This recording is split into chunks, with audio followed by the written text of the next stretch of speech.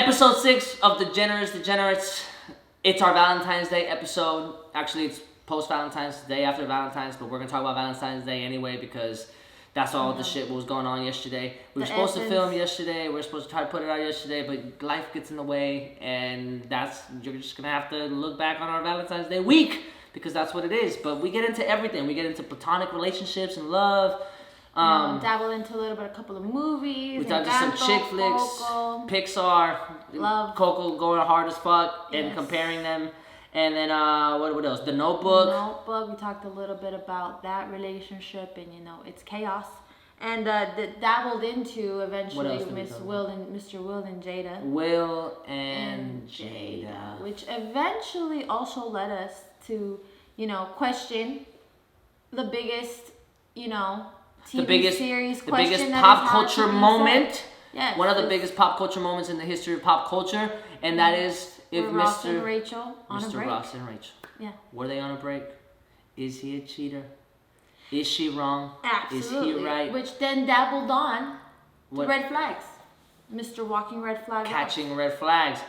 Era, you could say. The eras. If you are conscious enough about being self-awareness. We talked about self-awareness and how you've got to be self-aware of your red flags and potentially, after you're aware of them, be consciously toxic about them to some degree, because apparently that's an option here. Apparently that's like the one word that's like tattooed around my head. It's specifically when it comes to Hispanic women.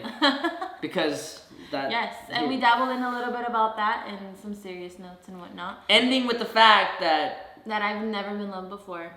Apparently. And yes. 100%. That's what she said. That's what I said. And I some might think I'm being a little dramatic, and you're right, but I still stand by my decision. And, conscious. This is the person that confused Kristen Stewart with Kristen Bell. You do with that what you wish. Yes. But until next time, check out the episode. Bye, guys. I wanted to do this recording on Valentine's Day, but it's a fucking Monday, man. And Mondays are the worst. But happy Valentine's Day. You know what's weird? No. It's weird because Mom sent me a happy Valentine's Day thing, and I always forget because America is so like it's a day of love. Like romance central, that like in Mexico Valentine's Day is also for like friends. Yeah. It's also for like your friends and like your most valuable friendships, your most valuable relationships, and of course your romantic relationships, but like parents would say happy Valentine's Day for like their kids and their just their most powerful relationships in general. You know what I mean? So like a lot of friends will say happy Valentine's Day to like their best friends, and they're like, you know what I mean? Yeah. And that's like a very Latin American thing. Well, it's I think it's just not an American thing, because as a connoisseur of East Asian cultures. Oh yeah, you're our East Asian correspondent here on the Degenerates. In Japanese culture, in Korean culture, Taiwanese culture, pretty much all East Asia is practically the same as Mexico, in the sense that they actually have like one day specifically for couples. Oh, they break that shit down even more. Yeah, it's called Pepero Day, which is like they give each other these little peperos, these little sticks, and it's like you're symbolizing that you like the person or whatever the fuck. And it's just that day's for couples. I was just about to ask, they celebrate St. Valentine's? Yes, like, but Valentine's Day is for like love, like happy love day for your loved ones, your family, your friends, or whatever. But they said like Asian cultures celebrate Valentine's Day. Aren't they like fucking Buddhists and all this crazy shit? Like Valentine's is a saint. It's a specific Catholic like. Yes, but Christians. I mean, in America, we celebrate Valentine's Day because it's a way for corporations to make money. But yeah, well, that's pretty much the same thing that's happened pretty much all over the world now.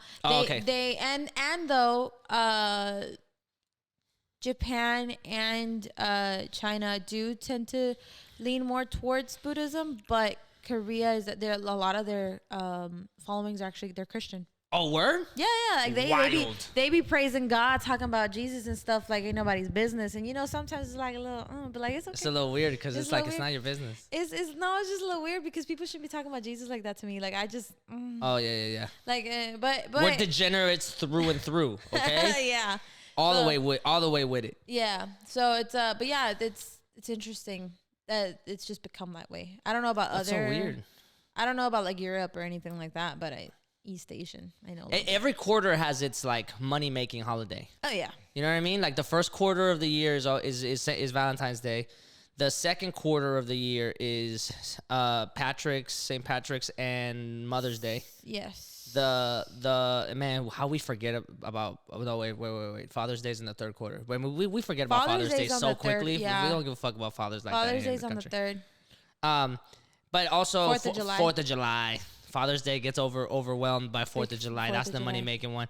And then the fourth quarter, it's everything, man. That's Halloween, Thanksgiving, Christmas, and then money makers. And then America's done this really great thing at like capitalizing on other cultures, holidays. I know we talked about it when we talked about St. Patrick's Day. Yes, so like remember that they do that with Cinco de Mayo, which is like not necessarily super celebrated in Mexico. Yeah, we don't fuck with that. They also started doing more like Dia de los Muertos. Yeah, because of Coco. Because which was fucking fire, by the way. That movie made me cry. Look, okay. We were talking about Coco recently because Encanto came out, right? I haven't even watched that one. Okay, look, I don't think I can handle it. No. Okay, I'm gonna learn you something real quick because it's very important. I went into Encanto thinking, because the animation is very similar, I went into Encanto thinking that it was gonna be another Coco, just in Colombia, right? Because I knew it was Colombia. Ah. So because I have Colombian coworkers, they were like, "Yo, we're excited because it's Colombia, blah blah, this and that." So I was like, "Yo, I'm about to learn something about Colombia, like." In the way that Coco taught everybody about Mexican culture, about Mexican culture and specifically Dia de los Muertos. So I was really hype, and then I watched it and I was really underwhelmed. Really? Not because it's not a good story, but because it is not Coco. If you go in there thinking it's gonna be like Coco, it's gonna be like Coco, you're gonna have all these like sentimental things. Yeah, it's just not that at all. But do you think it's that way because you're not Colombian? No, I think objectively, Cruz is Colombian, and Cruz said the same exact thing. Oh, really? Cruz was like, yeah, I was really like underwhelmed by the storyline and underwhelmed by was it just not talking about like cultural aspects? No. I think it was. Well, yes, I think it was talking. It was a very great story with a great concept, just set in Colombia. Oh, it's so not necessarily like about Colombia, Okay. about Colombian culture. It was just a cute story and a good story and a good character development on some respects. Just set in the setting is Colombia. You know what I mean? Sorry, like something I just noticed right now. You and I emphasize things when we talk, and we just literally did the exact same thing. You mad? Well, and we are. Like I never. There I go, doing it again. I didn't. Me and Alex talk about this all the time about how we all talk very similar to each other, and he's like, "You talk a lot like Juan or Juan." That's because y'all be trying to copy me. That's Shut up. But like, you stay saying that. But no, like, it never. But you know what? Our parents do the same thing though. So like, our parents don't talk like that. Dad beats emphasizing the hell out of shit. Be like, and you emphasizing the wrong part sometimes. Anyways, but yeah. I didn't want to watch Encanto because I thought it was gonna be very sentimental, like Coco. Dude, I cried during Coco. I was like, Coco was real, bro. Coco was real, and then Coco hit you, man. It just made me realize. Forget him. I'm like, I can't forget my great grandpa that I don't even know. Like now I gotta be thinking about Encanto. Get all the ofrendas. I didn't even think Mom bought into it because now she has an ofrenda with all the family members and shit. You just gonna call out Mom like that? Like she ain't had no ofrenda. You're right though. She never had an ofrenda ever. And now she has a whole ofrenda the whole year with little skeleton, little heads, and all the little flowers and all the pictures of everybody that's ever died in the family. And I'm like, you never do that before. I asked her about it. I was like, Mom, why don't we ever do ofrendas? She's like, I don't know, we don't do that. And then she saw Coco. I think it like. I watched Encanto and I was like, at the beginning I was underwhelmed. I was like, man, I really wasn't like feeling it like I did. I don't know. Am I tripping? I hear people were fucking with that like real strong lady. Oh yeah. No. So people really fucking with it, and the like kids really fuck with it right now. Yeah. But it just made me realize they did not have to go that hard for Coco. Like they went hard on Coco. Like That's honestly because they did so well with Coco and people loved Coco so much. People now like have this expectation for the other movies coming out. So when it's like, oh, Disney is coming out with a story about our culture, like they want that same like full attention to detail, hardcore storyline, like lovable and really characters, showing the culture instead of it just being. Wait, it was animated by Pixar and everything. Yeah, it was a Disney movie. Okay. It has the same like type of like art style and the same like kind of like I saw. You know what I mean? The way they like frame the characters and like draw them and stuff like that. So that's why it was like very Coco-esque. Do you think that the reason why Coco got so like well reviews was because, well, correct me if I'm wrong. Again, I haven't seen Encanto, but it's based off of a girl doing something. So not like some sort of sex something, but more like Yo, you're about to get roasted online because you haven't seen Encanto and the whole fucking world's seen Encanto. Well, let it be. I'm too busy watching Toy Story right now over and fucking over again. Natalia has that shit on repeat and she does not want me to put anything I still haven't else. seen the fourth one. I haven't seen it either, and I really don't feel like it because, like, I was fine with the first one and the second one being its thing, and then after that I was like, y'all out here got this crazy bear and shit, and they were about to die, and I had never felt so emotional for a fake toy dying. They don't die, but to me it was like very whatever. Anyways, do we think Coco went as hard because of what? well, I do you think that it went more hard because it wasn't some sort of like empowerment like movie? So like a lot of the female like characters in Coco? Female characters in a lot of these Disney movies are about like these women feeling empowered and these princesses and stuff like that. Even if you're not a princess in the movie, it's about empowerment, about realizing that you're more than what you thought you were. But Coco was never really about that. Coco was just about him learning about a culture that he was very ignorant about. He wasn't empowered. He was just like, damn, I really underappreciated my culture. Do you think it really more resonated with people's idea of like, damn, I'm underappreciating my culture? Maybe I should think about it a little bit more the way he did and learn and figure out more. I don't know. I just think it's a fucking badass story. That's what I got from it. I think it's surface level. I just think they nailed it from the very beginning. I think that's like without diving deep into like the like I archetypes or anything like that. I think they really did a good job. I think surface level. I think the story is just fucking bomb. I think the story is just fucking. But like, raw. I mean, the essence of the story is about him learning about his culture. It's not about him being empowered. Right. So, but I don't think that plays any part into why it's so good. I just think it's good because from the story and the way they directed the story is like powerful. I think those kinds of stories resonate more with people than ideas of empowerment. Yeah. Well, I don't know because Moana slapped. But Moana was also talking about women empowerment. Yeah, she was talking about women empowerment, but it was also talking about her learning about her culture, in the sense that like. Well, she already learned her culture. She was trying to save it. She was trying to be the fucking bomb.com. She was trying to be like that bitch. It's true. To like try to save like only I could do it. That's true. You know what I mean? That's true. And Moana slapped. Fucking what's the name of the chicken? I don't remember the name. Was Ting Ting? What's the name? Boy, that's Buck, right?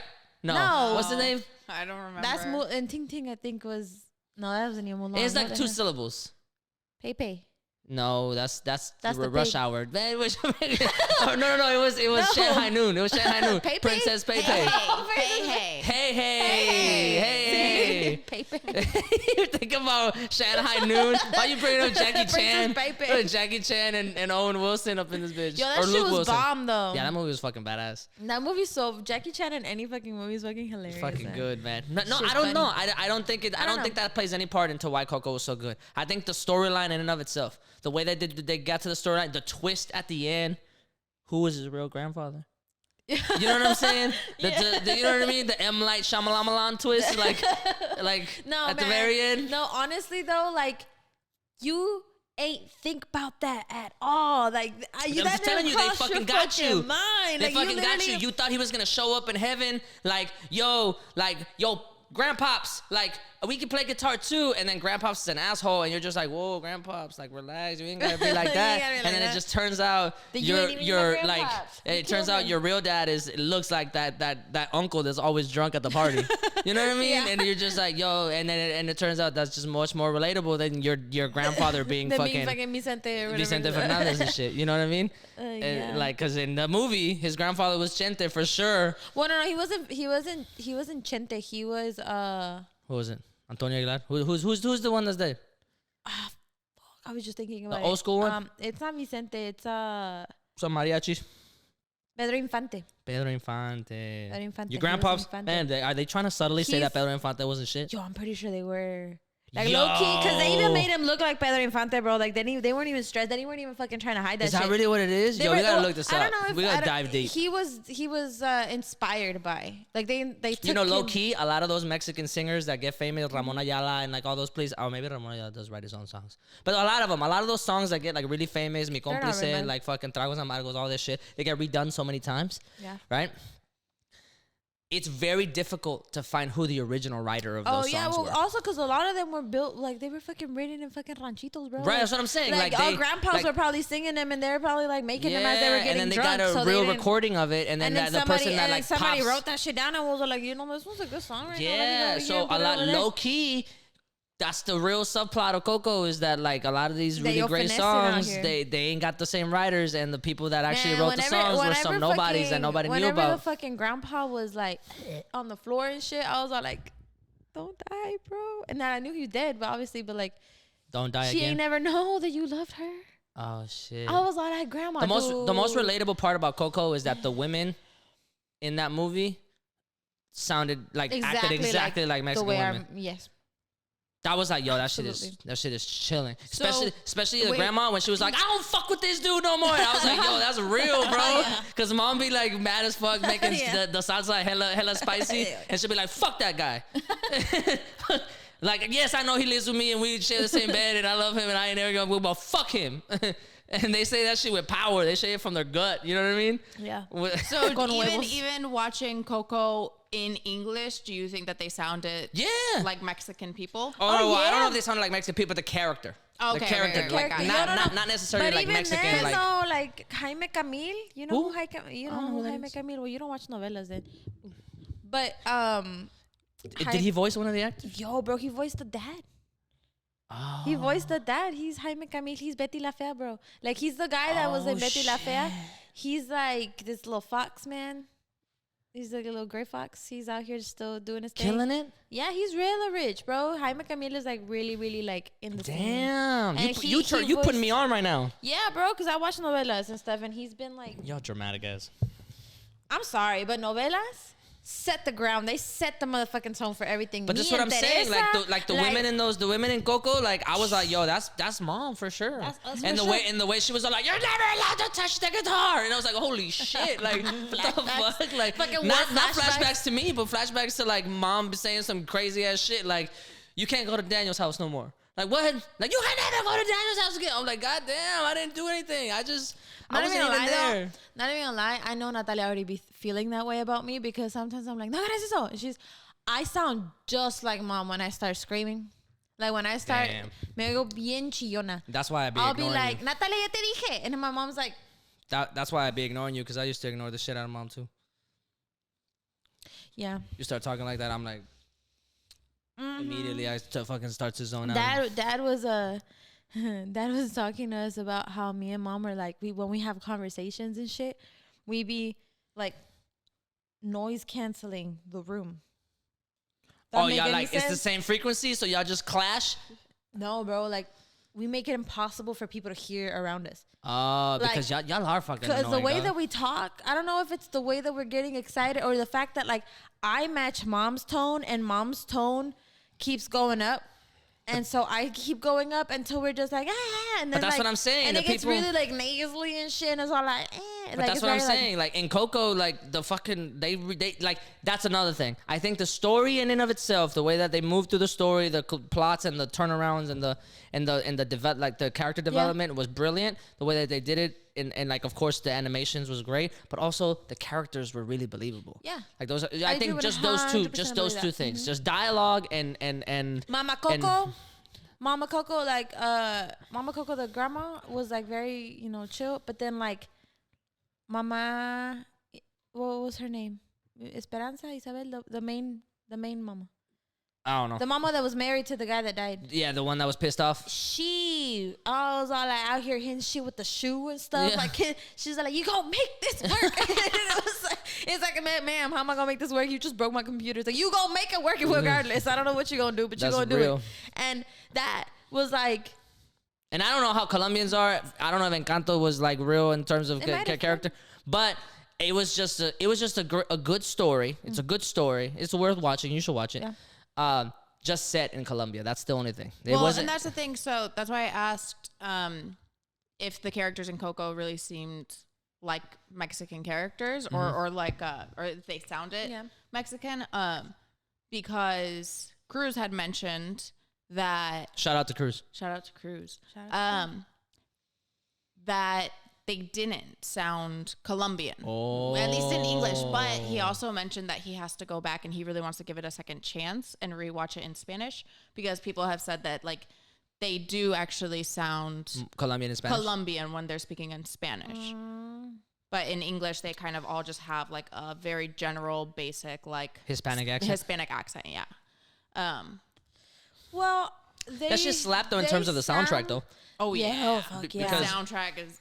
Cause she was bumping the song about the We strong don't talk girl. about Bruno. She was yeah. I was bumping. What's the Luisa song? Well, I don't know, man. Oh, I don't yeah. know, but I So be the hearing soundtrack people- is the I be hearing people soundtrack is talk decent. about it. Although Cruz did object to the fact that like there's only one song that's actually like Colombian-esque. Everything else is just like pop Lin Manuel Miranda shit. Well, like, you know, Or not pop, but like musical theater, musical like animation. Colombian music is very like Vallenato, shit very like yeah, very like inspired by cultural. like tribal / like indigenous, no? It's more indigenous, yeah. They have a Like lot of very, like like, weird Afro- instruments and like they, Afro Latino. I don't know right? about Afro, but vallenato for sure in Colombia, and there's a good sense of like I thought Colombia was, you know, they probably derived some from I A don't lot know of, like, I don't know if Afro. the African slave trade landed in Colombia. I know that it was in Puerto Rico and the Caribbean, but I don't think that I think they bypassed Colombia. They went straight to Brazil. Well, one of the things that they do that a lot of people have like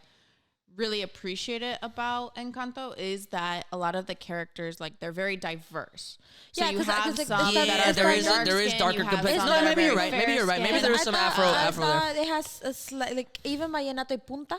I think Punta, punta but is no, don't say Colombi- puta. Puta is something different. Punta. Punta. Punta es lo que estoy diciendo. Punta is more Brazil. But Colombia shares part of the Amazon with So I'm Brazil. saying, So so- like I don't know if that, but Punta for sure is more Brazilian because that's where the girls are like. Because I know like Hondureños, which are, if I'm not mistaken, in Central America, Yeah. along with Colombia, Hondureños like fuck heavy with punta and Oh, like for real? yeah. Maybe I'm just uncultured when it comes to Latin they're- America. And they're very Afro Latino inspired, so they have very similar like maybe a little bit darker tone complexions than me, and they typically have That little boy in Encanto really is really cute. curly hair The- and like the- very Afro the darker Afro complected boy. indigenous, you know. They did a good job of like Which being is cool. very. And I saw that they have this girl that's like really dark skin with like really curly hair. and That's the really main character. Poofy oh, really? That's the Oh, main No, character. no. That's the other sister. With the glasses? Is no, it Dolores? She's talking about the. The She's one talking with about Oh, all the the- one with the glasses. No, yeah, that's the main character. That's, okay, yeah, that's the one that I saw. This little like cute little video of this little girl that was like, that looks like me. Yeah. And I was Oh, like, yeah, it's like yeah, really that's cute because adorable. Yeah, the little girl they did a literally good looks job. like her. They did a good job of representing the diversity of Colombia for sure. Because Colombia is one of It's those got a lot of places with different- yeah. a lot of different cultures, a lot of And- different origins and heritage and stuff So like that. Cruz also mentioned like he wants to watch it in Spanish because of the fact that they represent that even more in Spanish, where like the darker complexion like characters have accents that sound like they come from like the areas in Colombia where they Where would there be is predominantly more. yeah. Yeah. Mm. That makes sense. But it's still, even with that, like if I think that that's something to like appreciate that they, you know, put it, That that they attention put to in detail. that, attention, but it's still at the end of the day just lacks the aspect of like the entire story being about the culture like Coco. So Yeah. it's still Yeah, not no, necessarily So let me put it to you like this: the same story, same exact story, would have hit exactly the same Had it been in had another it been culture. in Africa, or had it been in China, I see or what had you it mean. been in Mexico, or had it been in the United States. Like, because the story itself is the main thing, not the culture Not around the it. culture. Whereas Coco would not have popped off if it was like Britain. Well, I know, you know what I mean? Because they don't have that specific, that they were talking about specifically Well, they Dia were de los talking Muertos and specifically the about the Dia de los connection of Muertos, like yeah. the spiritual, Yeah. the spiritual essence that Mexicans and that's what have. I was getting at when I was talking about that, like, empowerment story versus the like learning about the culture story, because I think Coco was just him learning about the culture and being all like, oh damn, like That's wild. I yeah. didn't know. Like, for instance, And also just the idea that like, and I think it resonated, like Coco resonated with me as a first generation Mexican American, because I didn't know that about Dia de los Muertos, because my parents never talked to us about Dia de los Muertos like that, because where our family's from, Dia de los Muertos isn't even talked about in that sense. Where Coco was set, it's a more traditional It's village, on and the more west side. traditional. Yeah, so it's a different part of Mexico where it was set in Oaxaca. Guadalajara, Oaxaca, somewhere on the west, somewhere on the west. Yeah, and those particular areas are really heavy with it. Everything is set up in those beautiful like flowers and stuff If like you that. boil it down to one sentence, I think it's more relatable. if you boil it down to one sentence, I still think Coco's one sentence about what the movie's about is more powerful than the sentence of Encanto. Because if you boil it down to one sentence, Coco is about people really only die when you forget them. Yeah. That's powerful. The one sentence in Encanto is it's your responsibility to undo the old ways that don't work anymore. And I think that's pretty much a lot of Disney movies. So that's why I feel like it's not as powerful. Maybe Like, it's just Mulan's overdone. about that. Well, yeah. Mulan is literally about that. Brave is Yeah. about that. All of my Brave. favorite movies are about that. Tangled. Like Tangled, even Beauty and the Beast. It's about not being a traditional woman. Like, it's all, Undoing the old ways. Yeah, Yo, it's that's so- kind of wild. That's what I'm saying. That's y'all So, think like me, maybe bro. it's just repetitive. Like, It's it's, very a different repetitive, way so I of feel saying like it, but it's it's just a not little as repetitive. Yo, I didn't impactful. even think about that. It's not as impactful for you if it's the same story over and over again, just with a different colored woman, as opposed to Coco being about like, damn, I didn't know that. Even as somebody, But just like the premise in of itself, people don't really die until you forget who they are. Because that particular story, That shit slaps, bro. That shit is amazing. And like Dia de los Muertos, I feel like was seen as It was just so clever too. The roses, the way in, the and way that then- you can't step on the roses, And the fact, the way that it's a gate. and the idea, the most beautiful part about that is it's all based on legit, like Aztec and Mayan culture. Like, these were things that were like actually like told to them by tribes still in Mexico, telling them like, this is what we believe. And they started incorporating it into a storyline that fit Mexico. And because in Mexico, They also used to sacrifice people, so we're just gonna we're just gonna pretend like that didn't happen. We're just not gonna talk about that. But like, the idea is the fact that this beautiful culture that a lot of the times gets underestimated or undervalued by a lot of different cultures because of its color and because of just where it's at, and the idea that you have of Mexico is so universal that just because you're not Mexican doesn't mean you can't get the story. So I think a lot of people learned a lot about like the importance of. Yeah, I mean, you don't have to be Mexican to be like, damn, people that don't specific die until belief. you forget Yeah, them. Like, that's you such a don't- powerful concept. You don't have to be Mexican to be in, but I It's do such a feel powerful like premise also. after Coco, people started looking at the Day of the Dead in a much different manner, to the point where a lot of Americans, just regular Americans, have actually started practicing a lot of things that you would do in Dia de los Muertos, which would be like, they have their little pictures and they have these like semi-ofrendas of things. Obviously they don't go along with it the same way that Mexicans do, because it's just not necessarily part of their culture, but they do start incorporating it in a way because they realize that message is not just meant for Mexicans, it's meant for people. in general. I think So that premise it is very also extreme. impactful. I think that premise is extremely powerful in and of itself to begin with. So if only for the simple fact that that premise, people don't die until you forget them, is a premise of reassurance. Yeah. It has nothing to do with the person that actually died, but it actually makes you feel better knowing that like their soul is still with me because I haven't forgotten. Yeah. You know what I'm saying? Yeah. And that's powerful because it puts the responsibility on you. And if you felt grief at any point in time over a lost loved one or whatever, that premise is a premise of reassurance, because then you get to feel almost instantly better saying like, you know what, but you're not actually gone because you live in my memory, and memories are the most important fuel for love. Yeah. For, you know what I'm saying? I was So watching, that's why if you have Alzheimer's, you're fucked. Shut up. You know what I'm saying? Because imagine just showing up and like, bro, but you know how many stories there are about men or women that have Alzheimer's and their partners are the only people they remember? stop. I fucking can't. No, yeah, like it's just sad. You be watching and you'll be like, they'll be like Notebook.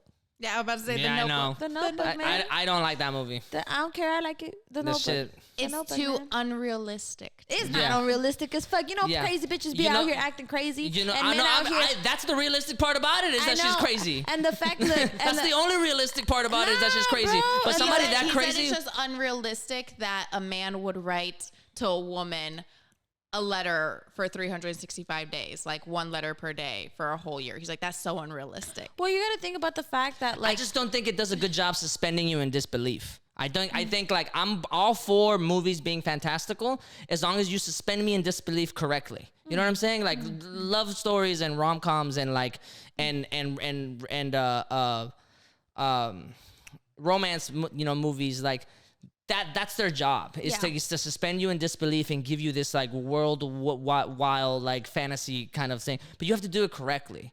And that movie just didn't sell me because I thought that somebody with that character, because she was a little wild, like, she was indecisive and like, in different places and stuff like that. And she was dealing with the hierarchy of like, of society and like her being of some status and him being some, it's basically, you know what The Notebook is? I saw a clip of this the other day.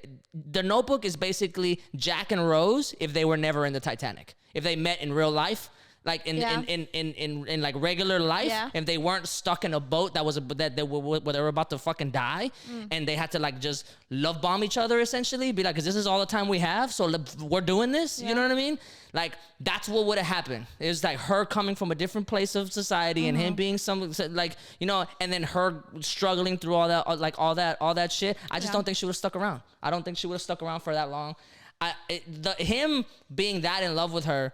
I mean, it's cool. Like I can deal with that. She didn't stick around. What are you talking about? That's like, how she kept going back to him. She kept like, I don't know what I want, and like She did that once. Yeah, Well, it was but one time. She only did that once. He. Like she was didn't- already about to be married and all the things. I think she would have gone through with She it. would no. She had already like, done the things and the stuff with the man that was richer and all the things. And then like the one thing that she was all like, well, man, that little itch. She scratched it and then it was like, yo, maybe I shouldn't have scratched this itch. And then she started being all like, oh no, and then like realized that it's like, he's the one you love, bitch. Just let it go, do the thing, go.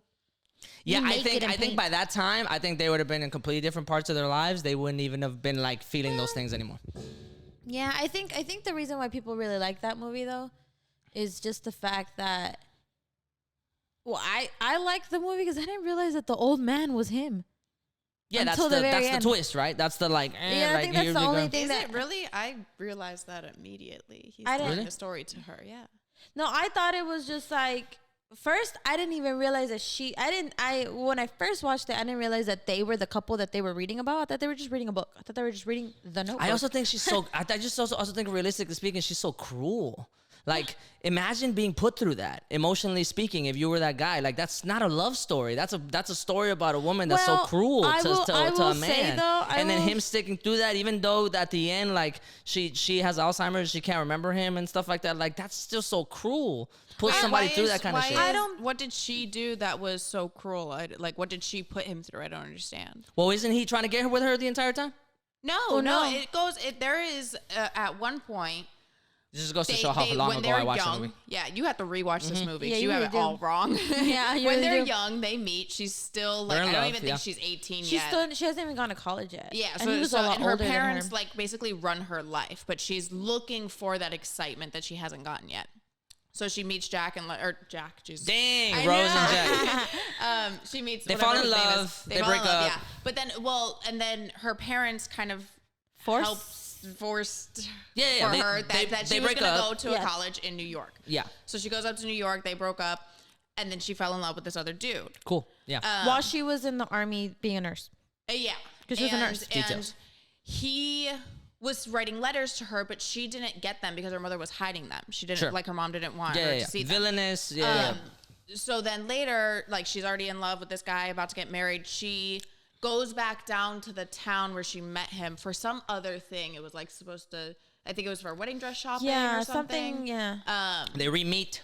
And then she They runs rekindled. into him. Yeah. And like, Some Rory Gilmore and so she ends and- up going to the She's- house that he yes. bought for her, and then realizing she was like, oh, I shouldn't be here, because all of a sudden all those feelings are coming back up. Sure. And now she's feeling all that like, She's remembering Un- all and- the like feelings that she, Yeah. because I believe the reason why she didn't go back to him, apart from the fact that she was obviously being very much controlled by her parents, was the fact that she was under the impression he no longer wanted to be with her.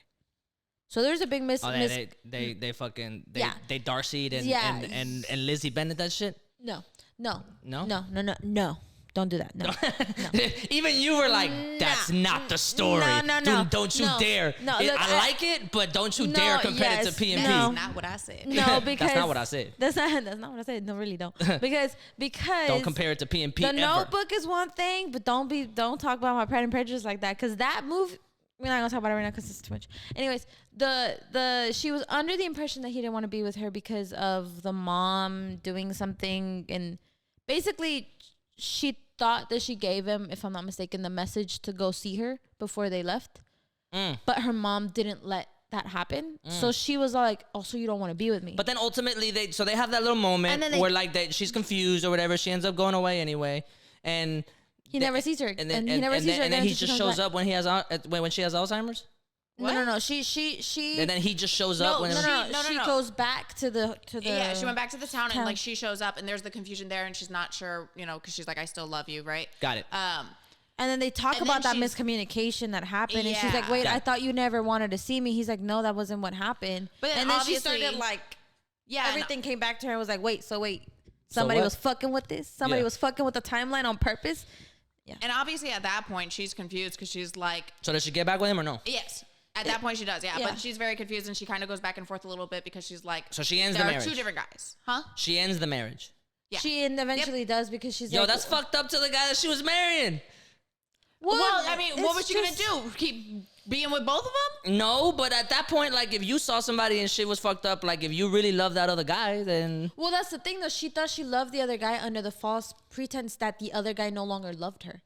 so she would only love that other guy if the first guy did not No, love well, her. she What a fell condition. she fell in love with the other guy simply because of the fact that she was heartbroken because she couldn't be with the other guy. The love of her life was the first guy. The love of her life was the first She guy. was willing to settle for She was number willing two. to go with him and be with him and everything. If it wasn't for the fact that obviously her mom and her dad got in the way, or her mom really. And then once she found the other guy, she was like, well, I mean, obviously I'm not about to stay single for the rest of my life just because the motherfucker didn't want me no more. Because that's Right. what she thought. She thought he didn't want her no more. And so I'm sure she felt some closure when she, realized like, okay, this guy doesn't want to be with me and stuff. Like, I gotta move on. So she Yeah. found some closure there, Alright, and then alright. and then she realized that the closure wasn't. All right, valid. I'll and give then- this movie another chance. yeah, and then she realized it was no longer. I'll give this movie another chance. Once she talked to him and talked to him about it, she was like, "Oh shit, all this shit is wrong. Everything I've been doing was under one assumption." Yo, what would Now you I do in know." that situation? Exact same thing that she would. Really? I would fight my mother. I would throw That's the hands. first thing that you do? How dare Yes, you? no, yeah, I would do exactly A what she did. whole Go up year. there and be like, I "You don't know mean. what?" I don't mean. Like obviously, there's gonna be a rift between you and your mother, which probably that already existed because she made you do shit you didn't want to do. So there's a lot of resentment there anyway. But like, what would you do in that situation if if you're committed to somebody at an engagement level, which you claim to love, which you probably do love this person, but you can love someone. And have deep affection for them and have Yeah. these But things but for that's them, why I'm asking. But then not be and then the person that you were in love with and actually love and most compatible with, you know, if they don't love you back, what the fuck are you supposed to do? So Yeah, that's I really, really you know, think at I the would end have of done the the day, same thing that she if she would have been like, oh, I already, you know, made this promise and this commitment to this other man, like I'm gonna go and be with him, it would have been wrong to both of the guys. Yeah. It would have, because even to the guy that she's But like, making wouldn't that it have been commitment fair? to. Do you think, realistically speaking, right? Because the movie in that sense hinges on the fact that she was still in love with the first guy the entire time, Well, or yeah, whatever. 'cause But like, even- realistically speaking, you go through your life, you're running through your shit, you're finding new goals, you're finding new ways that you're trying to, you know, live your life and things like that. And you know, as time passes by, things do heal. Like maybe you still have some lingering shit there, but like time passes by. Do you think you specifically, maybe not her because the movie's about the movie, but like in that situation, if that happened to you, if you ran back into your first love, a deep affection, a longing, or something that you never had closure from, and then you realize that it was misunderstood and things like that, would that specifically make you all of a sudden get that resurgence back, or would you be like, yo, that's wild, but like I'm in a different part of my life now, like I don't necessarily feel the same way anymore? Well, I think it also really depends. So like if I had felt that for somebody and the entire time that I'm in this courting phase with somebody else, I'm constantly thinking about that other person because that's really the person that you want to be with, then I would be like, yo, I'm sorry, but like I love this dude. You know what I mean? Now, if I was put in a situation where I think, you know, in terms of reality, Right. is if that relationship was toxic or whatever, maybe wasn't the best Were they idea. toxic? Huh? Were they toxic? Well, I mean, they weren't like. It was young love, right? It was young love. It was young love. It's young So it love. was emotionally Yeah. immature love. That's not necessarily the same. It's not That's not toxic. necessarily the same as toxic. But, like, But that's what I'm saying. yeah, but Now I'm that talking you were about, more like- emotionally mature, would you be able to look back at that and be like, man, you have no idea how much I loved you. well, because you have there's no a idea how much I difference. wanted this to So work. there's a But like also, I'm a difference. more emotionally mature person now. I know what I want. There's different things that I want out of life. There's a difference because I could say that I would have gone back if I was under the pretext or under the assumption that it was emotional immaturity. I wouldn't go back if I knew that it was not emotional immaturity and it was just pure toxicness. Because that like it literally happened. So like I know. But like you know also what I'm saying? like what would you like? You would be in a completely different emotional space in your life. I feel So like, with- wouldn't that be enough to put yourself in like maybe you will get a resurgence of like, man, this could have been this way or we Well, could have been. I But also- like to run back, I would think you I think run it back? also I don't think depends she on the ran person. back. It also depends because for instance, he wasn't asking her to be like Props, drop everything for me. He Yeah, was yeah. just like, dude, I still love you. You do what you gotta do. You do what you gotta do. You think about what you gotta think about. I still love But you. he did tell her, like, you know, I mean, that's the whole famous scene, right? The whole, what do you want? Yeah, He's like- telling her, like, you do have to make a decision. You gotta make like you gotta Yeah, fit yeah, doing yeah. this, And like, that's- be You can't with be both saying of us like I kind of want thing. like Yeah. I don't know if I That's want what he McDonald's or I was- want Burger King. yeah. I just gotta like Yeah. You know what I mean? So that's why Yeah. why it really matters on the other person because So what did she end up doing? Did she end up going back and getting married, or did she end up staying with no, him? no, We she ends told up you. staying with- She she breaks ends off up staying with the the marriage, she stays with engagement. him? She stays with the guy, yeah. And then ends she up gets staying with Alzheimer's, the- and then he starts because- retelling their love story. Yeah. Yes. Got it. Like after they got kids, after all the things, and then they're old and shit Got like it, that. got it, and then got it, they got died it, got it, got it, together got it, got it, because got it, that's got it, just got how it, life got it, works. got it, got it. Okay, well, yeah, I guess I gotta give it a second chance. Please then. don't compare it to Pride and Prejudice ever Yo, again. no, though. Pride, P&P though. Oh my God, Jane Austen is The still. You know, way- Jane Austen was 19 when she wrote that. The way I can like dissect that book, that movie, the everything about that book. If you could, if I was Have you read Emma?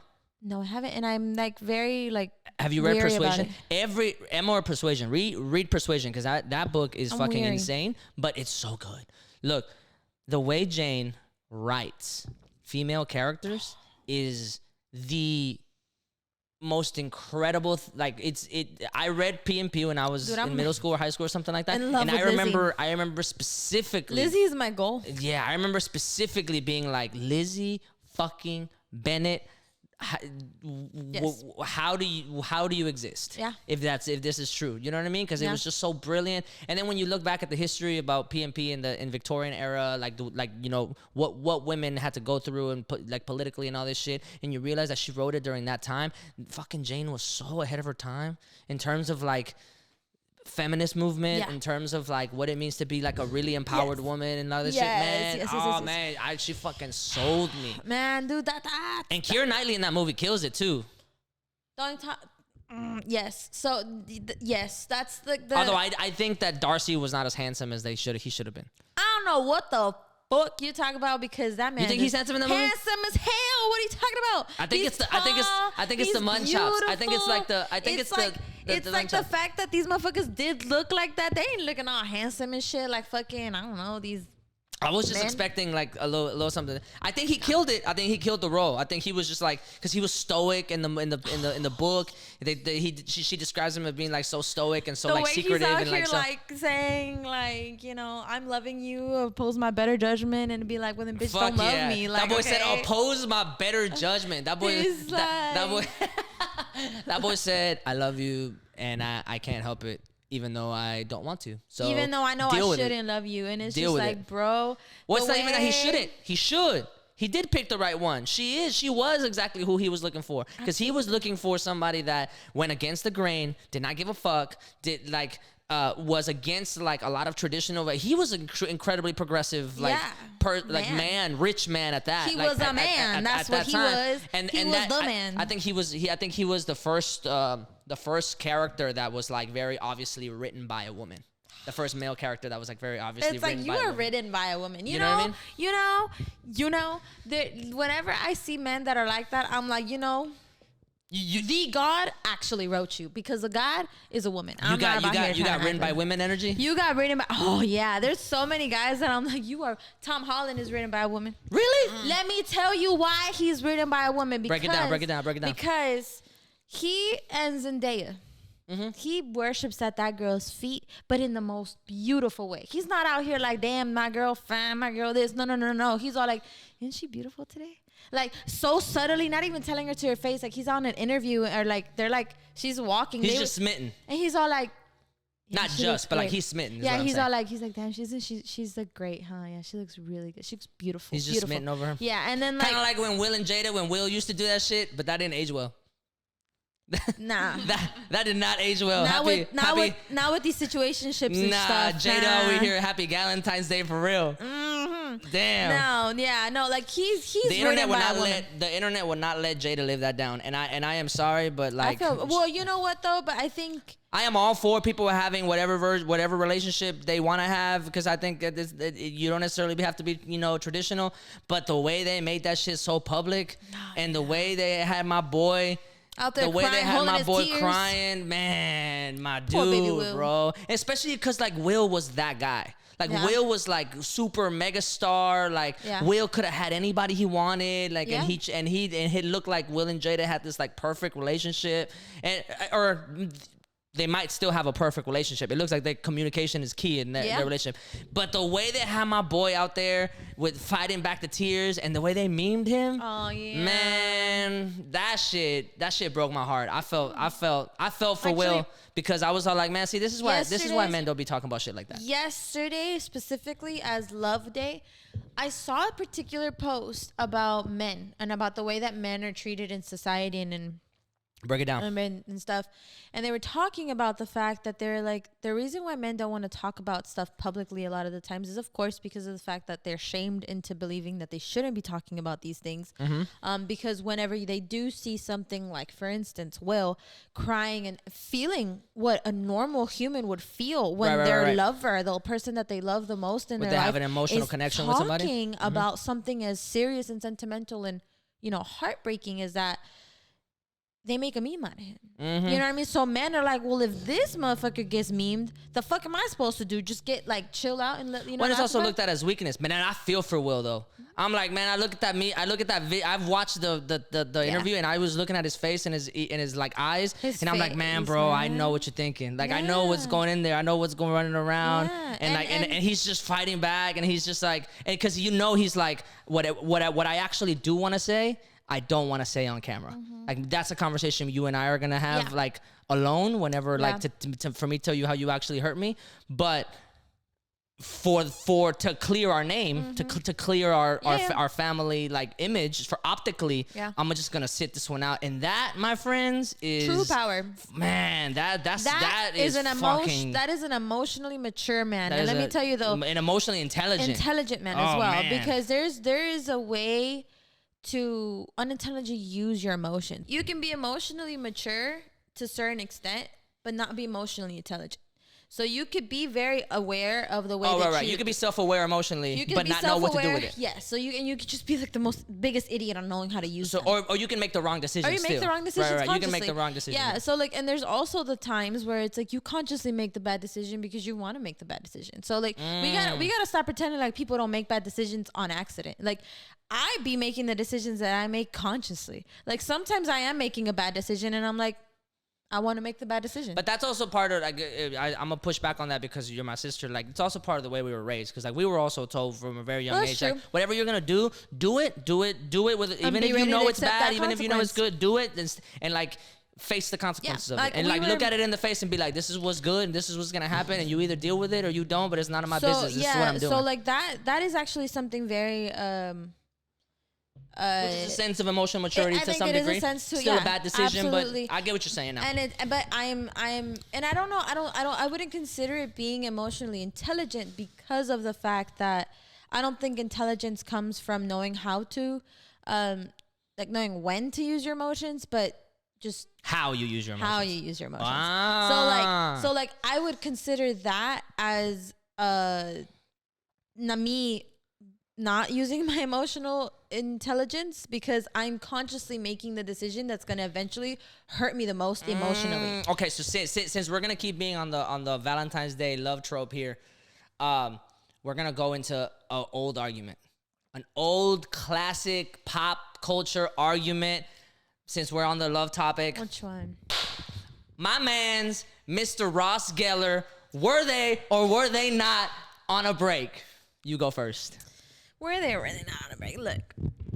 I have like strong opinions about this because I've gotten in arguments with people about this specific thing, and I go like, and I'm like very specific about where I stand. But that's such a classic pop culture moment. You know what I mean? Is. So for those of you that don't know, if you've never seen this, there's an episode that one of the most beloved couples in the 90s, early 2000s series, yes. in television, which for the record at that time, that was where like culture lived in a sense. It's not how it was today.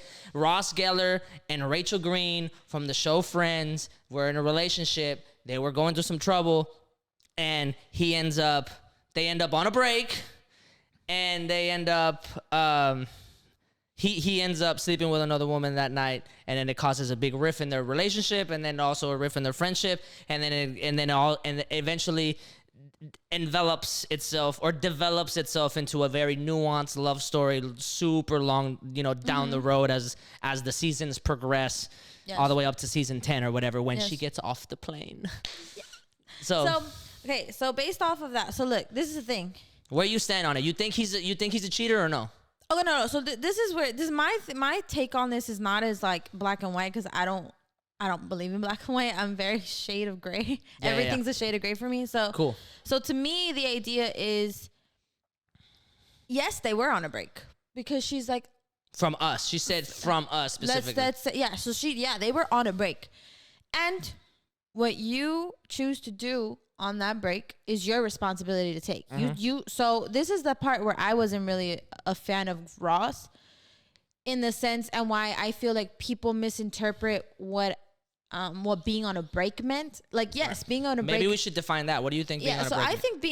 I think being on a break is being on a break. You ain't with that person. So you're not together. So yeah, but the social contract is void. The social contract is void at the moment, and until you have that conversation, that is anywhere between then and that conversation is up to you what you do But whatever you do during that moment, you got to take responsibility for. Ross can't come up in there and be like, well, we were on a break. You can't fault me for this. It's like, oh no, baby, I can fault you for whatever the hell you chose to do, because you still chose to put your dick inside a woman. You still chose to do this on your own free will.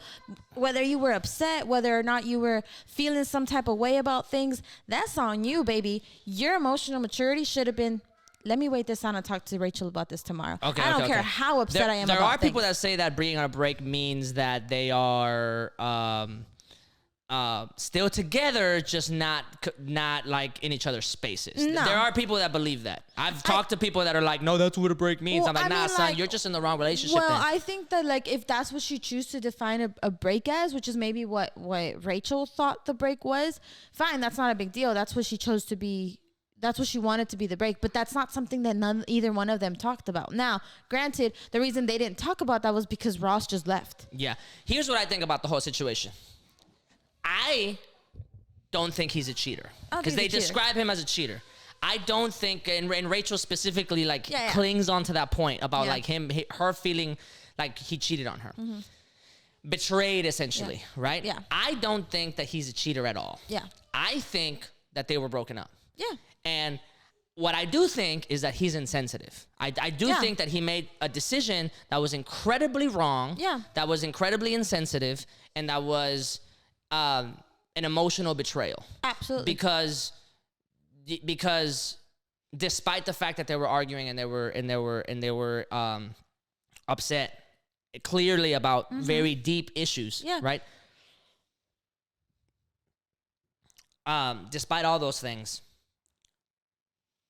I think he owed her a level of respect and a level of decency, because of the way that they painted his love for her. Right, you know what I mean? And just out of respect, like, you know what I mean, as a human being, like, I know you get your urges, you may be pissed off and this and that, and like you may be somewhere and there might be somebody there and you might want to like act on impulse and all this shit or whatever, but like you said, it is your responsibility to not only be respectful to the person that just ended your relationship, but also respectful to yourself. Like, you just essentially, if he really did believe that they were broken up, which I think they were, he should have said like, nah, like, I have to grieve. Like, Absolutely. I have to, like, you know what I mean? Like, to that point, I have to. I do 100% and I agree do think that people handle grief differently, and some people wild out, and they're like, yo, I just need to like cleanse or whatever. Fuck this shit. But proven that doesn't work. It's just ineffective. Even then, to each their own. But that's again back to the point. Is like respect for her and then respect for yourself. You know what I mean? Perfectly fine for him to do whatever he wanted to do. Yes, but you can't be Ross in the sense that you can't go up to her and be like, but you have to forgive me because we were on a break. It's like, no, baby, you chose to do something that you knew consciously would hurt the other person. I know he was under the assumption that she might have been with Mark or whatever. That was the other point that I was going to bring. And the idea is the fact it's like, okay, fine. Maybe you do think that she's with Mark. Maybe you do think that. So. But at that point, here's what I say about that. If you do think, so she calls him and she's like, no, I really want to work on this or whatever, right? And previously he had been so deeply paranoid about Mark. He had been so deeply like annoying about Mark to the point where she probably should have broken up with him for it. I'll even go as far as that. Like, he was being so paranoid and he was being so insecure that any woman would have had the right to be like, look, bro, you either know what's going on and you trust me, or like we have to like really separate. So like I even to that point, to his projections, I'm with it. Like, bro, you're going overboard right now. You know what I mean? But the moment, not even as a man, as a person, the moment you get that call and you're like in the middle of saying what you were saying, right? And it was like so close to just like, all right, I'm coming back over and we'll work on this. Like, I just want to hold you or whatever the hell that, they were going to say. And he hears his voice. God, that fucking whirlwind and fucking hurricane and tornado inside somebody whenever, is that Mark? Well, no, he just came like, I'm sure. Like that in his mind in that moment, everything that he thought that he was insecure about and like got cemented. Like, I knew I had a right to be upset about that. But you know what though? I feel like that's all upon Ross. Because I know, but to your point about like decency, she should have known not to have him over. That's true. She should have known that Yeah. even though she didn't sleep with him, she should have known the guy that I'm potentially about to lose, Yeah, this relationship that potentially I'm about to lose, I owe it to that, and I owe it to him, and I owe it to myself. You can't come over because you were already a point of contention. So like, he definitely shouldn't have fucked anybody because of the fact that like they were. Do you think that like, okay, because I saw it in both ways here. It was the fact that's like, yeah, she shouldn't have had him there simply because of the fact that she knows Ross doesn't like him, but should she have like really not looked at the fact that Ross doesn't like him simply because of the fact that she knew she had no other intention with him. I know she So, had like, no other intentions. you In know her what I mean? mind, she was 100. But think about it like retrospectively. If Ross would have never called, if he would have just showed up the next day and been like, hey, let's work on this, and then Mark had been gone, she had no intentions with Mark at all, blah, blah, blah, blah, blah. Yeah. If it later on it comes out that he was there the night that they broke up, that's still gonna set him off. It would set me off. Yeah. Like, Yeah. bro, like we just spent a whole like, you know what I mean? Yeah, Like, yes, yeah. maybe I overstepped in my paranoia and all this stuff, but like, you didn't think to yourself, like, And maybe I need to just be by myself tonight. And I think that's Like- I think that's the beauty of that relationship there and the way that they created that dynamic like conflict between both of them, because it is so accurate to the way things happen in real life. Right. Like a lot of the times you're stuck in a situation that you were unintentionally, like you weren't, sometimes you in your own mind believe you're not doing wrong without realizing how you're affecting your partner. Again, and that goes for both Ross and Rachel. So to me, the idea that they created this dynamic, beautiful love story around the fact, and even the breakup to me was beautiful because of the fact that it's so realistic. Yeah, because then she asked, right? She goes, if I had slept with him that night, how would you feel? how would you feel? And it's And real. he was just like, and it's real because in you almost every single relationship that you've had, I'm sure, not every relationship you have, but I'm sure with all the relationships that people have had, they've had to ask themselves that question. yeah. And he killed that answer too. He was all like, I wouldn't have liked it, but I wouldn't have left. Yeah, and it's all like, and it's all cool and all and stuff like that, but it's at the same time, it's like, but y'all were broken up. So Yeah. So- but this is what yeah. I'm saying. I do think he was highly insensitive. Yeah. I do think that he made a mistake. Yeah. I do think that it was an emotional betrayal. I don't think that he was a cheater. I don't think so I either. think that afterwards, especially when she writes that note, that shit Yeah. set me off. I was in the book. I was like watching that episode, and I watched it live. Like mind you, like you guys saw it whenever like I brought all the discs home or whatever, and I bootlegged the discs and shit. Yeah. Like I saw it live. So like right at the end when he's reading the pages and he's like, my mother said, once a cheater, always a cheater. That set me the fuck off. Yeah. Because I was like, no, I don't think Ross, I was all like, he's not a cheater. I don't He's think not Ross a is a cheater. cheater, and I this is think the thing, if you it's wanted like- to be, if you wanted to have reservations about getting back together with him because of his judgment, Yeah. because of his insecurity, because of his clinginess, because of his of all those things, fair game. Fair game. Fair All the game. way, but not because of 100% fair game. But if you want to not get back with him or have reservations because of him cheating, I don't fuck with that at all. Yeah. Because I just don't think he did. I just don't Yeah. think that he I also- cheated on her. I get, and like, Cheating is a form of emotional betrayal, Yeah, of but I course. don't think that that's and how. I don't think that's that what happened there. I don't think he cheated on her for the soul. Well, and honestly, this just goes back to the way everybody is a little different in that sense. Like, to me, taking a break means, baby, I don't want to be with you, but I don't want to tell you I'm breaking up with you just yet. I'm telling you we need a break. Like I might reconsider this. Yeah, but in order. But that's why that terminology is so But not weird e- to yeah, people. and Because even a then- break, it means a break has this underlying assumption that we're going to try again. That we're going to come back and together. you know what though? To me, a break has always meant I'm not going back to you. So to me, a break is a way to say, let's take a break right now. And maybe we will come back to this, but ultimately, if I'm choosing to take a break from a relationship, it's not because I'm feeling necessarily overwhelmed. It's just because of the fact that there has been enough things going on for me. My type of personality would be, there's been enough things going on that have already put me to the point where I feel like I might just have to walk away from you.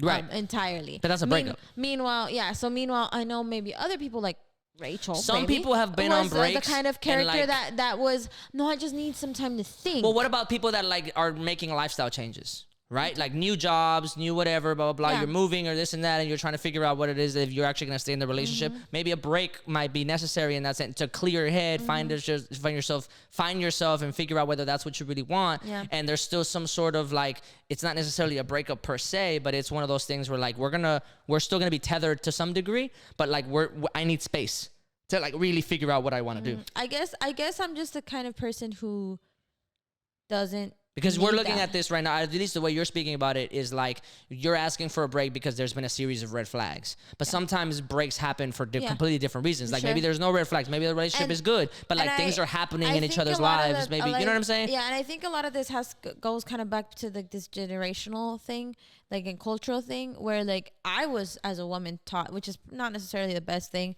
was I was taught that you stick it through until you know you can no longer do it. Like there is no such thing as like I want to take a break from you right now. It's I gotta stick with you, stick through it, stick to Thick and whatever. thin, yeah. Yeah, and then and then this is the thing though, once I know 100% in my gut that I can't do this anymore, I'm not walking back to you. There's no such thing as me turning around and being like, you know what, never mind. It's no, this is it, this is done. It took all this time for me to say it's no longer going to be a thing. Like this is no longer something that I want. Like See- if I'm even tethering on it, I'm still going to stay with you. See, no, I actually had the experience that like Juan is talking about when I was in high school, because the person that I was with, we just like I wasn't at a point that I was ready to be in Yeah. like that committed of a Yeah. relationship. And I was completely changing, like, Yeah. and I started to realize that like we were growing apart from each other. And at some point we decided to take a break, that we weren't like in the space to be together. So, and in my head immediately I was like, okay, we're not together. And I was really trying to like have my freedom. And so I was at a party and I ended up making out with somebody else. And I do think it was insensitive, because I just think at the end of the day, if you still have intention to try to go back and talk through things and possibly make things work, then you do still have to Keep have that that decency. mindset there of like worrying about the other person and how it's going to make them feel if Yeah. you guys are going to try to make it work and work it out. So, yeah, I definitely think that was wrong on my part to have done that, because at the end of the day, it made him feel like shit later. Yeah. And I still cared about him in that way. But so I went through that exact thing of being like, Your just life was changing. yeah, my life was changing.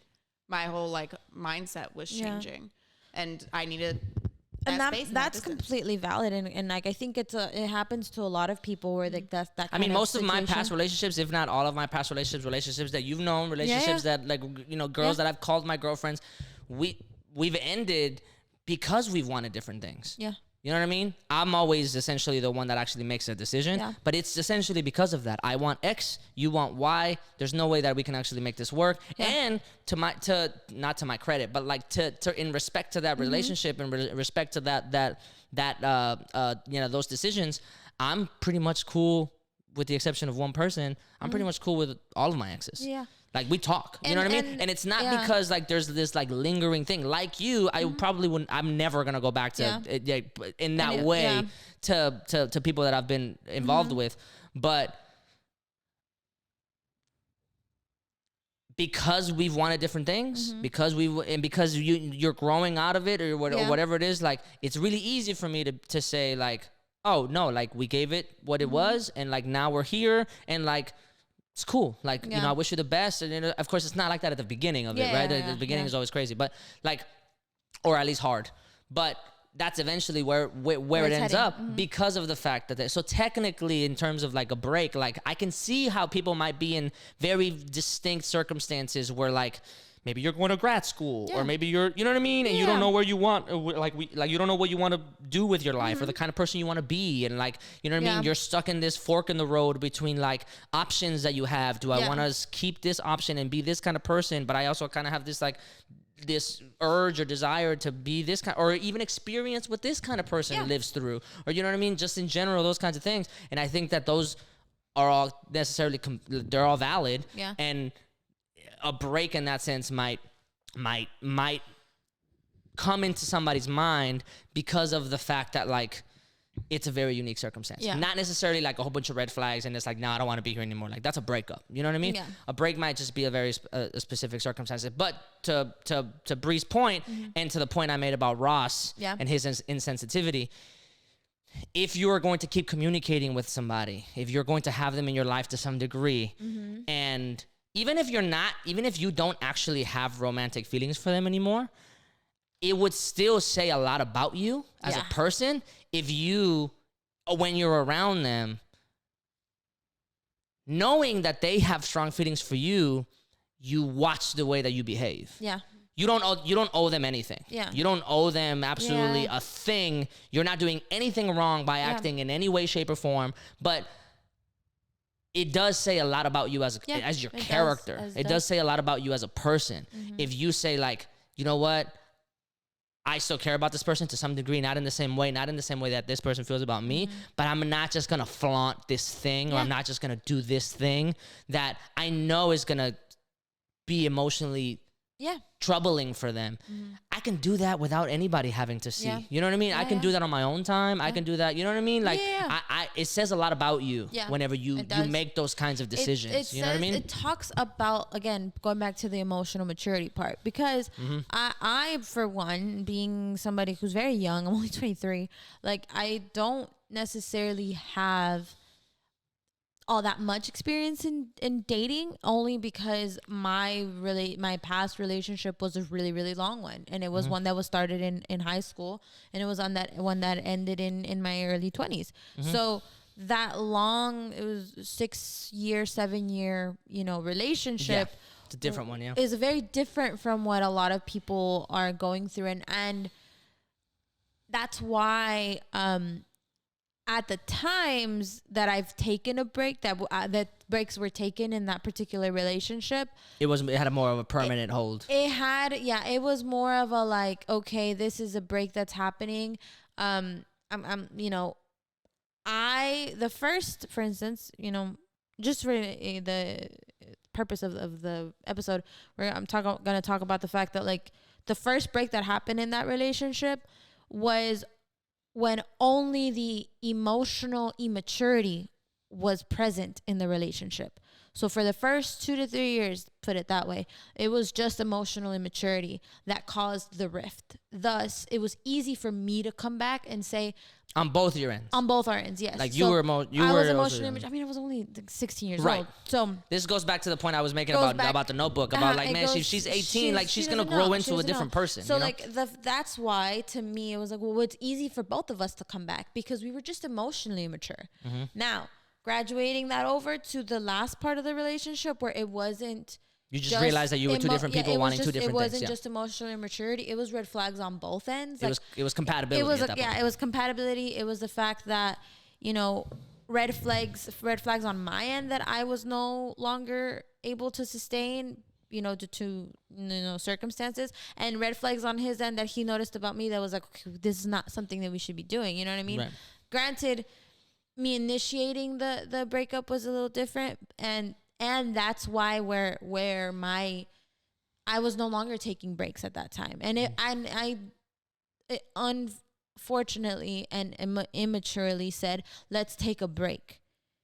When I did say that last time. When you should have said, when I should have said, I no anymore. longer want to be with you. Right, yes.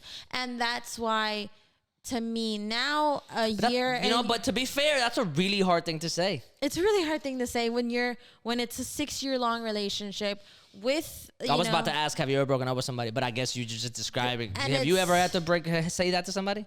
Yeah. Was that difficult? Or was it easy because you had already made up your mind? I guess, again, like thinking about my high school relationship, me and that person were together for 3 years. And we were off and on kind of the whole time. And there were already times that we didn't say, like, we need a break. We would say, like we should break up. We should not be together. And then we just kept coming back to each other. But That's then different. I just realized that at some point, there was a difference there. There was Yeah. there was like a very big difference of like, no, this is fizzled. Like, Yeah. it's out. It's done. Yeah. Yeah. I've had to do that a couple times. Yeah. And I've also been in situations where I am out in public and it just so happens that somebody's around that I should be really mindful about how I act. Not because I owe them anything, But- and not because I'm like trying to be, I'm like, because I still have feelings for them or something like that, but just out of like decency's Decency, sake. and- You know what I mean? and I Just will out of say- like, you know what? If I really want to do Yeah. X, Y, and Z, and this is happening, and I'm in this crowd, Yeah. like maybe I should leave the crowd. Maybe Yeah. maybe I should go do something else. Maybe I And- should go. You and know what I I mean? think to I've been in that your- situation to too, where I'm your just like, I need to be point, very mindful about how I That is act. something because at the time of the year, about a year and a half ago, no, a year and a couple months ago, was when the breakup initiated. Granted, my particular relationship or my particular situation is a bit more complicated, only because there's a kid involved in it. Always, yeah. So the child makes it so much more complicated, because I will always see this person for the rest of my life. Yeah. And there is no hard feelings there. I feel love and compassion for the person that has been there with me through literally the hardest times of my life and seen all this development, and them. And we've seen each other grow up, literally, and now we're raising a child. Yeah. So I hold no resentment in that sense, and I think at the very beginning I did. And you brought up that particular thing that you're talking about right now, having that decency of being mindful, because I was the one who initiated the breakup. The breakup would not have been initiated had I not said anything. Thus, I would still be with the person if I chose to just say Right. to keep my peace. I and not talk also about say that because I've been on the other side of that coin. That too. I've been the one that's been somewhere and I'm still like emotionally like attached to somebody, Yeah. and then I see things happen and you're it's like, very damn. hurtful, Yeah. despite the fact that I can't necessarily what's the word I'm looking for? Get upset about it. Like I can't necessarily like file a claim. Like, you know what I mean? Like I can't necessarily be like, yo, what's up? Like, I mean, I could be emotional and like wild out. Yeah. But like at the same time, I know where my boundary is. You know what I mean? And I know that I can't cross that boundary, and I know that I have to be respectful. So but it doesn't change the fact that it hurts. And I've you know what I mean? I've never been because on of that end.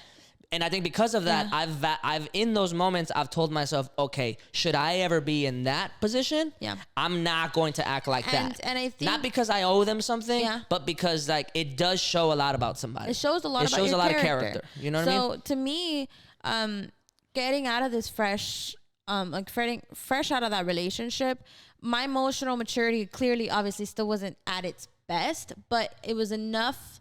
There was enough emotional maturity or growth that was happening that led me to make the better decision for both of us.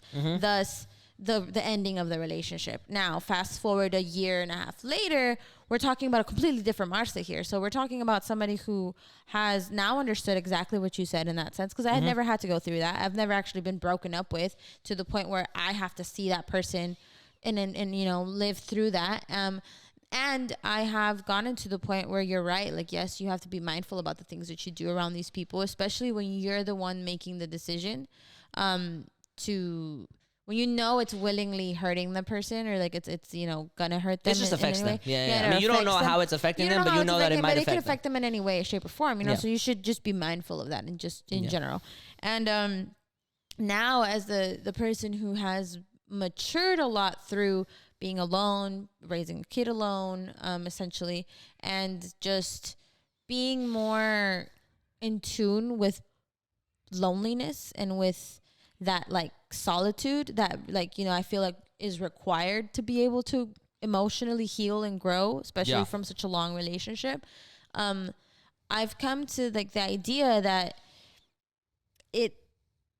it's always just, I don't know how to put it, but like it takes a lot to get to that point of understanding and mindfulness, even though like kind of to bring it back to the Ross and Rachel thing, it's like he might not have been conscious of that simply because of the fact that it was all like he was hurt over things that he thought were happening. He was acting on impulse, and he wasn't. Yeah, and I'm sure, which is real, by the way. It's Like real. in certain It's kind of so situations, real. especially if I'm on the phone and I hear homeboy in the back, like, bruh, like I'm not saying I would do what he did, but I would definitely be pressed. I would definitely be like on some other shit. I'm not even gonna front and pretend like I haven't done things on impulse, especially during the moments of my most like red flag era, I like to call it.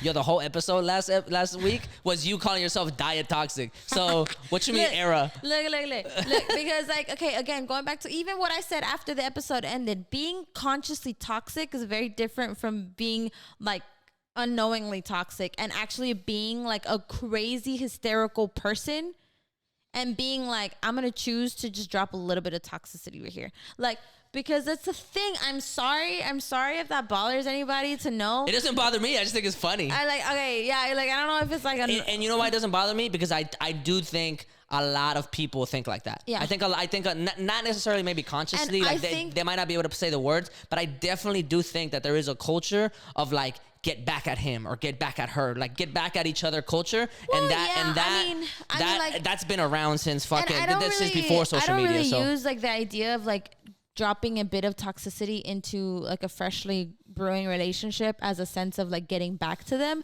but simply to state the fact, me personally, I don't know about anybody else, but me personally, I've worked to suppress toxic urges.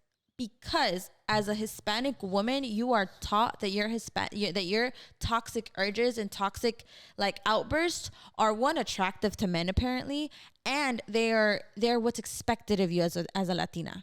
They're what make you fierce and spicy and which, whatever. by the way, you're supposed to repress your toxic urges. Nobody should want to be toxic. Nobody should want to be toxic. So you should be working to try to calm that shit down. Now, unfortunately, even if you're not Latina. Exactly.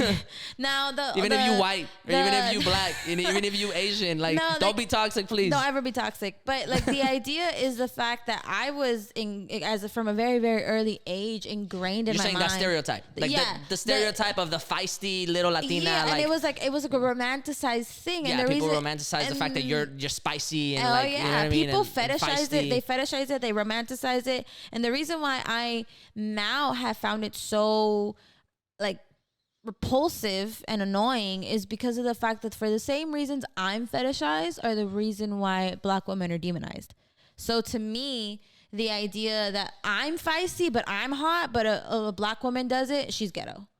There she goes again. It's that's like no. a societal thing. Speaking of that, now that I didn't even think about it in the sense of like stereotypes and like archetypes like that. But that girl from Euphoria, the Latin girl, that's all she is. Yeah, is feisty and spicy and like idea, emotional and cutthroat and like, you know what I mean? And okay, but and even just looking at it in the Euphoria thing, you look at the Latino one and you're like, damn, that's hot. You look at the white girl doing it, you think she's crazy. I didn't even think about that. I meant to tell Juliet this when she comes back because we started watching Euphoria, and like I ended up not necessarily being a fan of the show, but we're watching it for the sense of for the sake of culture and Bree's really fucking with it. And Zendaya. I really enjoy it. So, but like Zendaya. but like I don't necessarily enjoy the show at all. I for one, going back kind of back to what we were talking about. But that's a good point, though. I didn't even think about it like that. I didn't think about the Latin girl in that show necessarily being the stereotype Latina woman. That is the archetype that was literally ingrained in me since I was a child. Damn, I didn't even like all of us. Every think single about that. Hispanic girl was taught it's la tóxica. Don't people be talking about la tóxica, ya llegó la tóxica, whatever.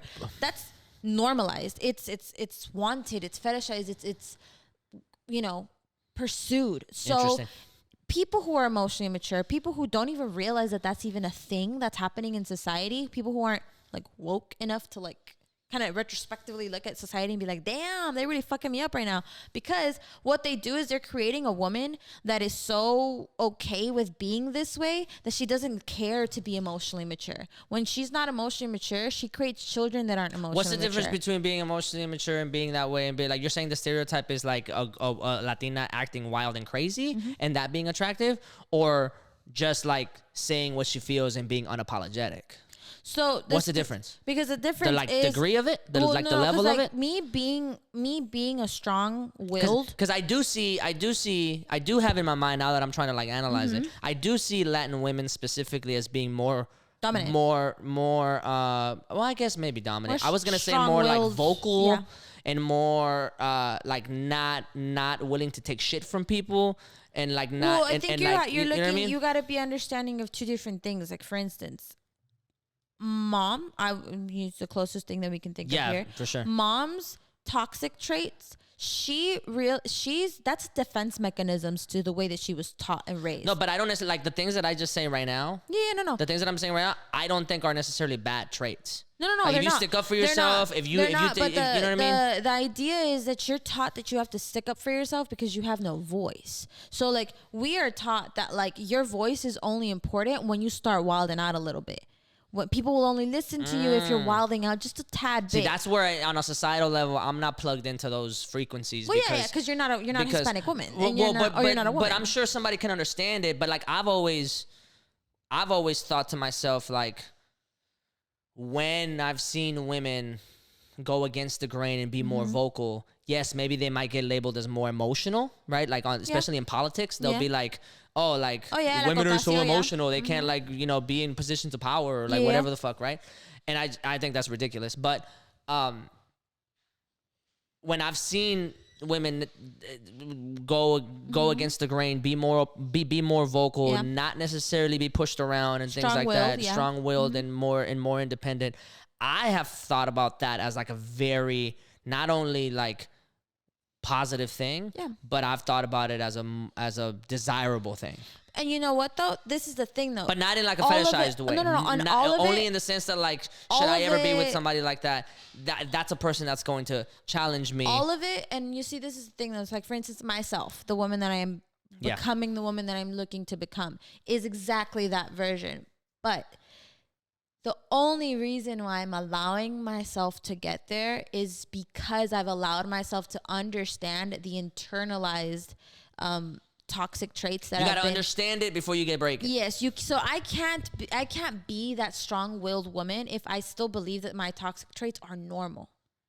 So I can't. Got it. I can't go into the world thinking that me acting and wilding out with my partner because I'm having a jealous fit over something is my way of being strong-willed. That's not strong-willed. Got it. And a lot of the times, yes, like in Hispanic culture, You're saying like you can be strong-willed and independent and vocal and like and stand your ground and know who you are as a you person have to without necessarily understand- adhering to the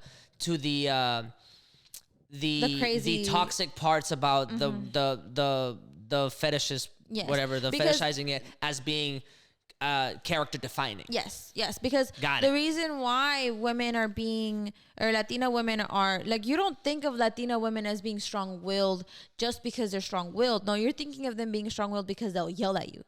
Like, because they're not afraid to yell at you, or because they're not afraid to Got speak it. their mind. There's nuances there. Yes. Yeah. So even if That's interesting. I never thought about it that way. like, even if you're speaking your mind, you could be speaking your mind and not saying anything valuable, and that doesn't make you strong-willed. That makes you toxic because you're thinking that you're being strong-willed when you're not. You Yeah, just wanting to impose your idea because you think it's right doesn't necessarily make you a right person. That makes you toxic. Damn, you fucking me up right have to be now. understanding of the fact that it's like my strong-willed behavior has to come out in the right circumstances, Damn. during the right times, around the right people, and in the right way. Damn, so I see, can this be is why that girl in assertive. Euphoria, man, this is a great point that I made because that girl in Euphoria is hella toxic. Yeah, She she's is the toxic. fucking worst character. and- Actually, that's not true. There's other worse characters than her. But she's really bad. She's but- horrible. and this is the thing that, like, I was that girl in my Ew. past relationship. No, yeah, Oh. absolutely. It's disgusting. It's That's disgusting. gross.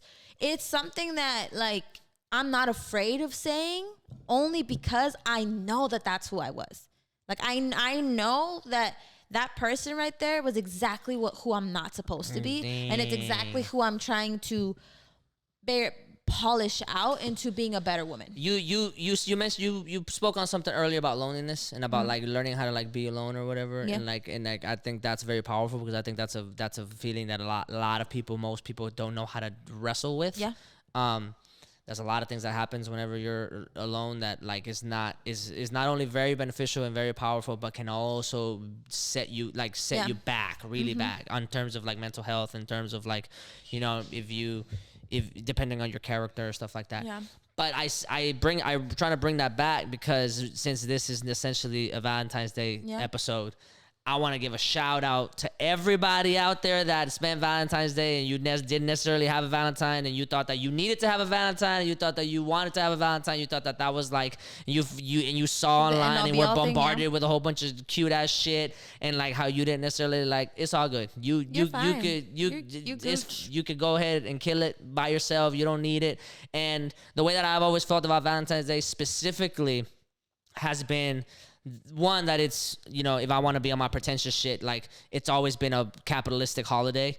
But I've also thought, if you are in a loving relationship, if you are in a relationship that shows a lot of affection to each other in whatever ways possible, and whatever love language, or, you know, however you want to frame it, right? Like, you technically should have Valentine's Days randomly all throughout the year. You don't need Valentine's. You know what I'm saying? Like, there should be a level of comfort and appreciation in your relationship, that your partner should really feel like at any point in time, specifically whenever it's like very nuanced and very subtle ways, that they feel that kind of like Valentine's Day like affection for you. And it doesn't necessarily have to be like Valentine's Day or birthdays or anniversaries or things like that, but like when you know baby girl had a bad day. It's the love when languages. You know, you know what I'm saying? When you know that, like, you know, she's been working hard for a week, 2 weeks on like this specific thing, and she finally got it done. Or like, you know what I mean? Like those kinds of things. Like Valentine's Day in theory should be happening a lot throughout the year if you're in a relationship that really truly like does small things for each other, if that's the way that you guys want to do it. So I say all that specifically for the shout out, because I'm like, a lot of what you saw when you were scrolling through Valentine's Day and you were looking at everybody and their posts and stuff like that, like a lot of it is cute and a lot of it is like great, like, you know, you made a gesture for the day, but at the same time, like a lot of it might not be exactly what it's cracked up to be on those pictures or that picture reel or that carousel or that story or whatever the fuck it was. And like, you need to be aware of that, because sometimes, and I would argue even most of the time, you probably be better off spending Valentine's Day without a Valentine. Absolutely. And waiting for it to be in the right relationship, rather than trying to only try to like achieve something for the sake of posting something on Valentine's. Absolutely. So if you were out there feeling bad on Valentine's Day because you were watching a whole bunch of red hearts all over the place, and you like start to feel that little itch, if you're a man or if you're a woman, it doesn't matter where, like, do you, boo boo? You're gonna get it done. You're gonna get what you want. If you really want it, like if you really work at it, don't settle for anything less than that, because a lot of that Valentine's Day bullshit is like a lot of the capitalistic holidays bullshit is bullshit. It's just that's just what it is. Like, exactly don't subscribe to it. Don't subscribe to a lot of what you see on social media. Some of it is very genuine, and the gestures I'm sure, you know, really mattered, but there's a whole life that happens outside of that fucking app. Outside of that fucking phone, and like the gestures that people give in your life in general should be just as powerful, just as significant, and just as visible in your mind. Like, just because it didn't get posted doesn't mean that it's not as real or as powerful. As real, you know what I'm saying? I celebrated Valentine's Day and I didn't post anything, and it's not because I'm like, I don't need like that kind of attention on that. You know what I mean? Like, some things are allowed to be private. Leave it in the comfort of your own memory. The thing you know, with like Instagram and stuff like that, it's a lot about like it misinterpreting what validation means. So like a lot of the times people just assume that getting all the likes on your posts and stuff like that is validating the experience for you, but you don't need especially when it comes to something like Valentine's Day. Like, if you're about to celebrate something with one person that you really care about, the only validation that you need is from that person. End of story. Absolutely. No amount of likes, no amount of like shares, no amount of anything, no amount of like recognition or like comment after the Facebook post, like, oh my God, you guys are so cute, or oh my God, none of that should fucking matter. And the only validation that you need is the eyes whenever you see that person look at you. That's it. That's the only validation. It should even be unspoken. You know what I'm saying? And I think that going back to what you were talking about loneliness, it's like I think that it's only ever achieved when you're willing to experience the opposite of what you want.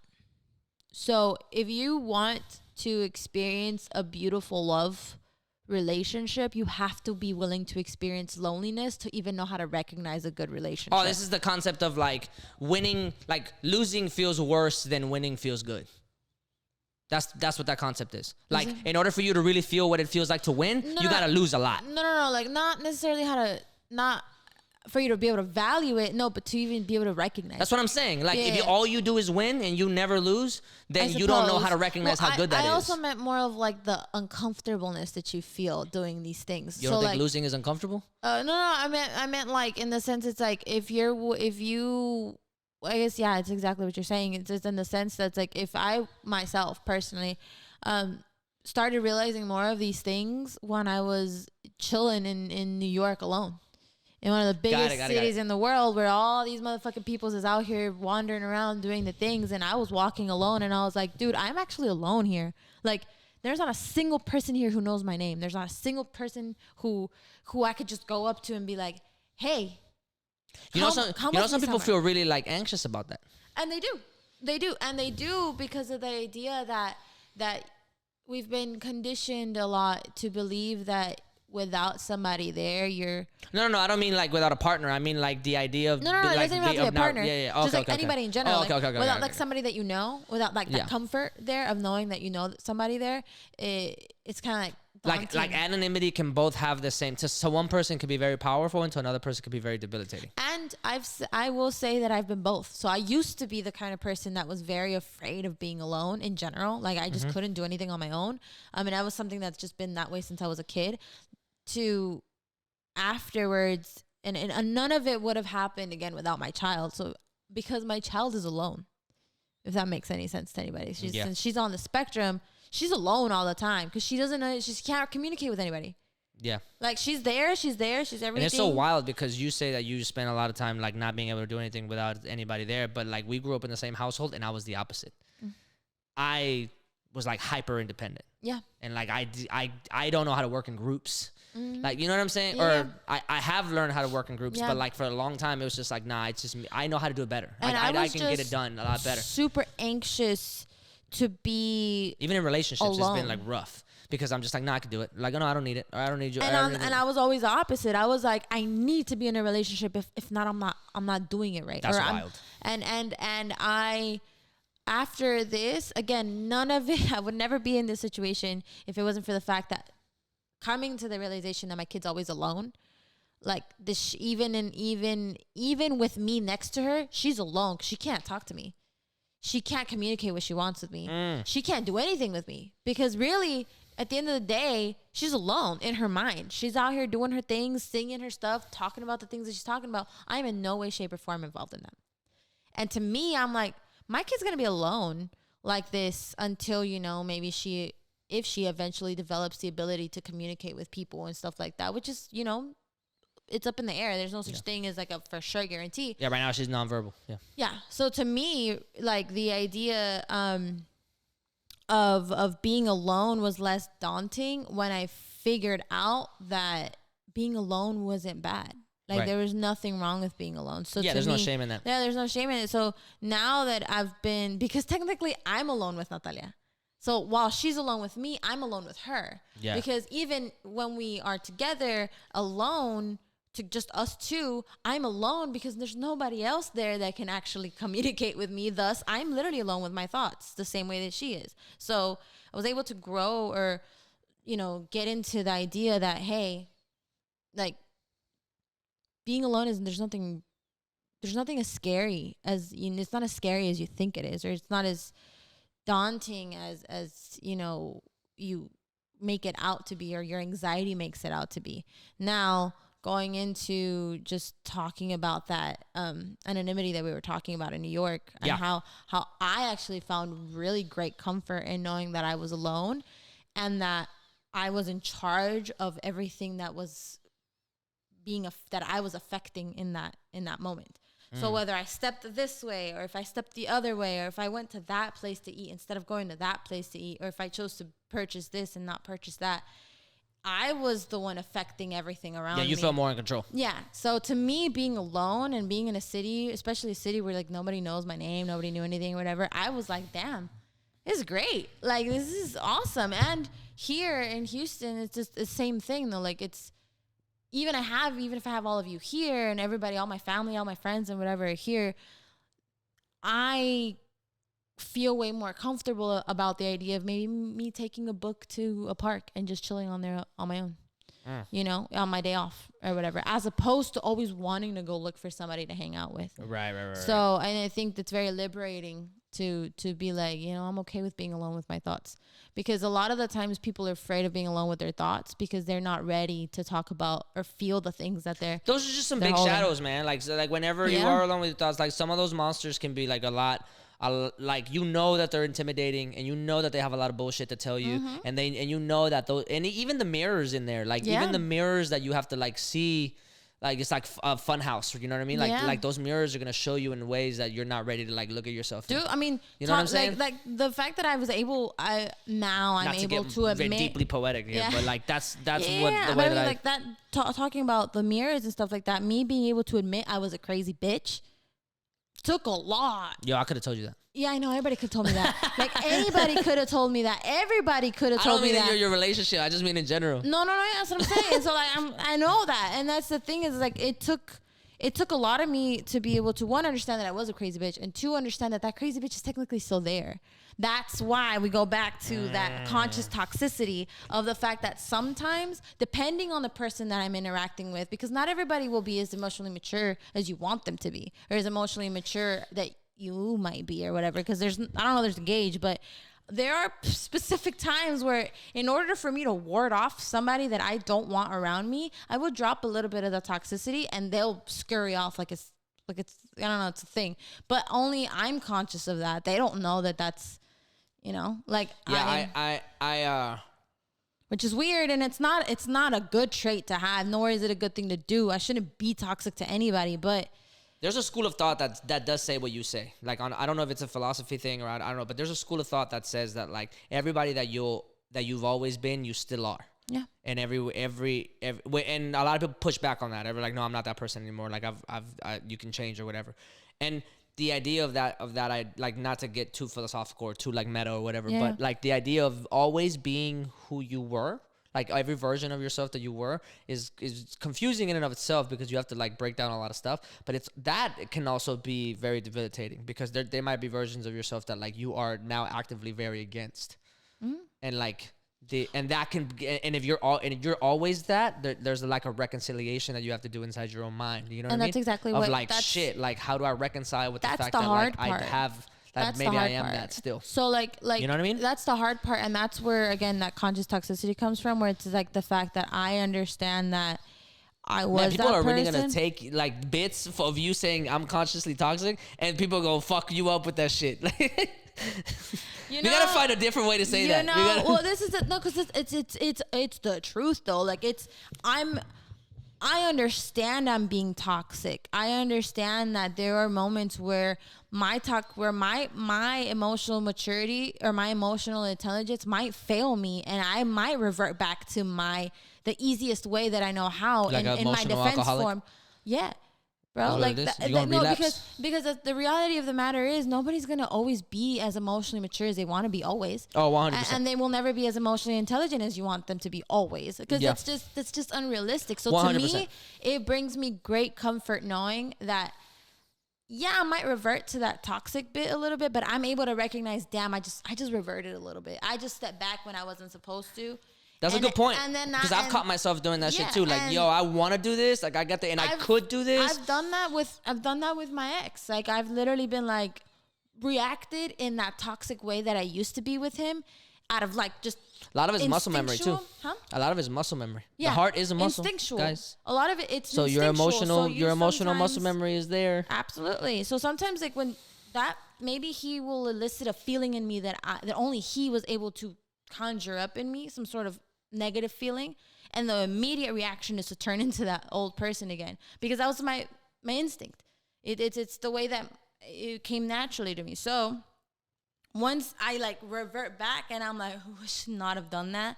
You're not that girl anymore. You don't want to be that girl anymore. That's where my emotional maturity and intelligence comes in. And I say, hey, I'm really sorry for reacting that way. I should not have talked to you that way, because that's not who I am to you anymore, and that's not who I want to be to you anymore. I'm very sorry for reacting this way. It is none of my business to be saying this to you. I'm aware of that, and next time, I promise you, I will be thinking twice about it. So it's a lot of work to get there, and it's a lot of me having to bite my tongue and be like, fuck, I fucked it up. And that's not easy. But again, that's a good point. That's a good point. You bite your tongue in the same way that, like, if you ever are, back to the point, just to keep bringing these points up, in the same way that should you ever be in a place with a person that's still emotionally attached to you, you have to bite your actions. Yeah. You know what I mean? Like, you bite your tongue, you bite your actions. That's why I keep saying conscious toxicity, because of the fact that it's like, it's something I'm aware of, and it's something that I know can flow out of me supernaturally, but I have to be conscious of, oh, that's toxic. Let me back up. Let me not say that. This kind of ties into something that I've always thought was like very important, and that is that like self-awareness is much, much, much more important than self-love, because self-awareness has to do with how you act with other people, and self-love just has to do with the way that you feel about yourself, and you know.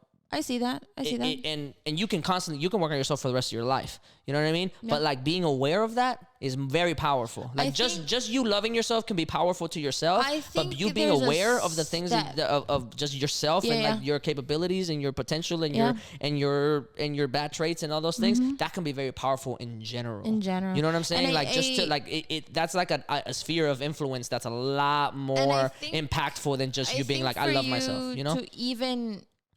I think for you to even get anywhere near properly loving yourself, you got to be self-aware. You have to be self-aware. Damn, that's even a harder. That's an even harder take. Yeah. There's no way for you to love yourself, like actually, in a good way, healthy way, to love yourself, not in a pretentious way that you're, I love how I look or whatever the fuck. No. Like in a way that you're like, dude, I love myself. I'm okay with who I am. I'm going to be okay with being the person I want to become. You can't get there without being aware of all of your shit. Damn, that's an even bigger one. And I also think there's a whole nother step after just awareness, because I've also met people that they're like, oh, I'm aware that I do this thing, but then instead of working to change that thing that's not a good thing, they're just like, everybody else is gonna have to get used to it. Oh yeah, I fucking hate those people. Moms like that. Oh God, I hate. This is why me and her don't get along sometimes. Moms like that. I fucking hate those people, bro. Yeah. God, like you better figure out a way to waltz around me. Like, nah, I'm about to punch my way through this shit. In between the self-aware and self-love is emotional maturity. Is emotional maturity and emotional intelligence, because Mom can be very aware of all her traits, but her emotional maturity doesn't allow her to accept and apologize for it, because she hasn't apologized to herself for it. So that's the thing. You have to learn to forgive yourself for making the bad decisions that you made, because you have to be aware that, one, that they're bad decisions, and that you're human, you're allowed to make bad decisions. And then on top of that, you have to tell yourself it was okay for you not knowing better at the time. Now you know better. Let's work on it. Mom can't tell herself that she didn't know better, because she has a hard time internalizing the fact that she was wrong. So she keeps saying, well, you guys are going to have to get used to it. I have constant conversations with her about this all the time, because I'm like, no. I used to always be like, okay. No. Like, I've get used to it, I guess. talked about emotional maturity and intelligence and stuff like that with Mom and Dad so much lately that they're like, I wouldn't say I'm over here like enlightening them, but me talking about it and being vulnerable with them about my emotional maturity has led them to start being a little bit more like, well, maybe I am fucking up on this little thing right there. You know what I mean? Like, maybe this is happening right here. Especially Mom, because there was things that Mom didn't know about me that as I've been like working on my emotional stuff, she's kind of been receiving, and then she's like, well, I didn't know that you were like that. Like, they didn't, like, you telling me or like learning these things about me as we're talking in this podcast were things that you were like, I didn't know you thought that way. Or I didn't know your mind led you in those kinds of directions. You know what I mean? Right. Same thing with Mom and Dad. They're like, how deep have you thought about this? Like, why? Like, you know what I mean? Like, why did you think about Coco in that sense? Like, you know what I mean? Like, oh, yeah. Like, that's the same thing. Man, I wanted to talk more about chick flicks because I wanted to like see like what everybody's favorite chick flick was, but now we're like an hour and 45 minutes into this, and like we're gonna have to shut it down a little bit. But like next time, and eventually we're gonna have to talk about chick flicks because we got there's some like wild hot takes there that I'm trying to get to. I'm glad we got to the Ross and Rachel one. That just popped up whenever we were talking about it.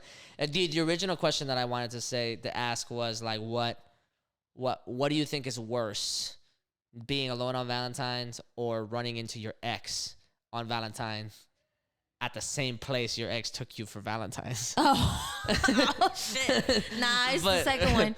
It's the second one always.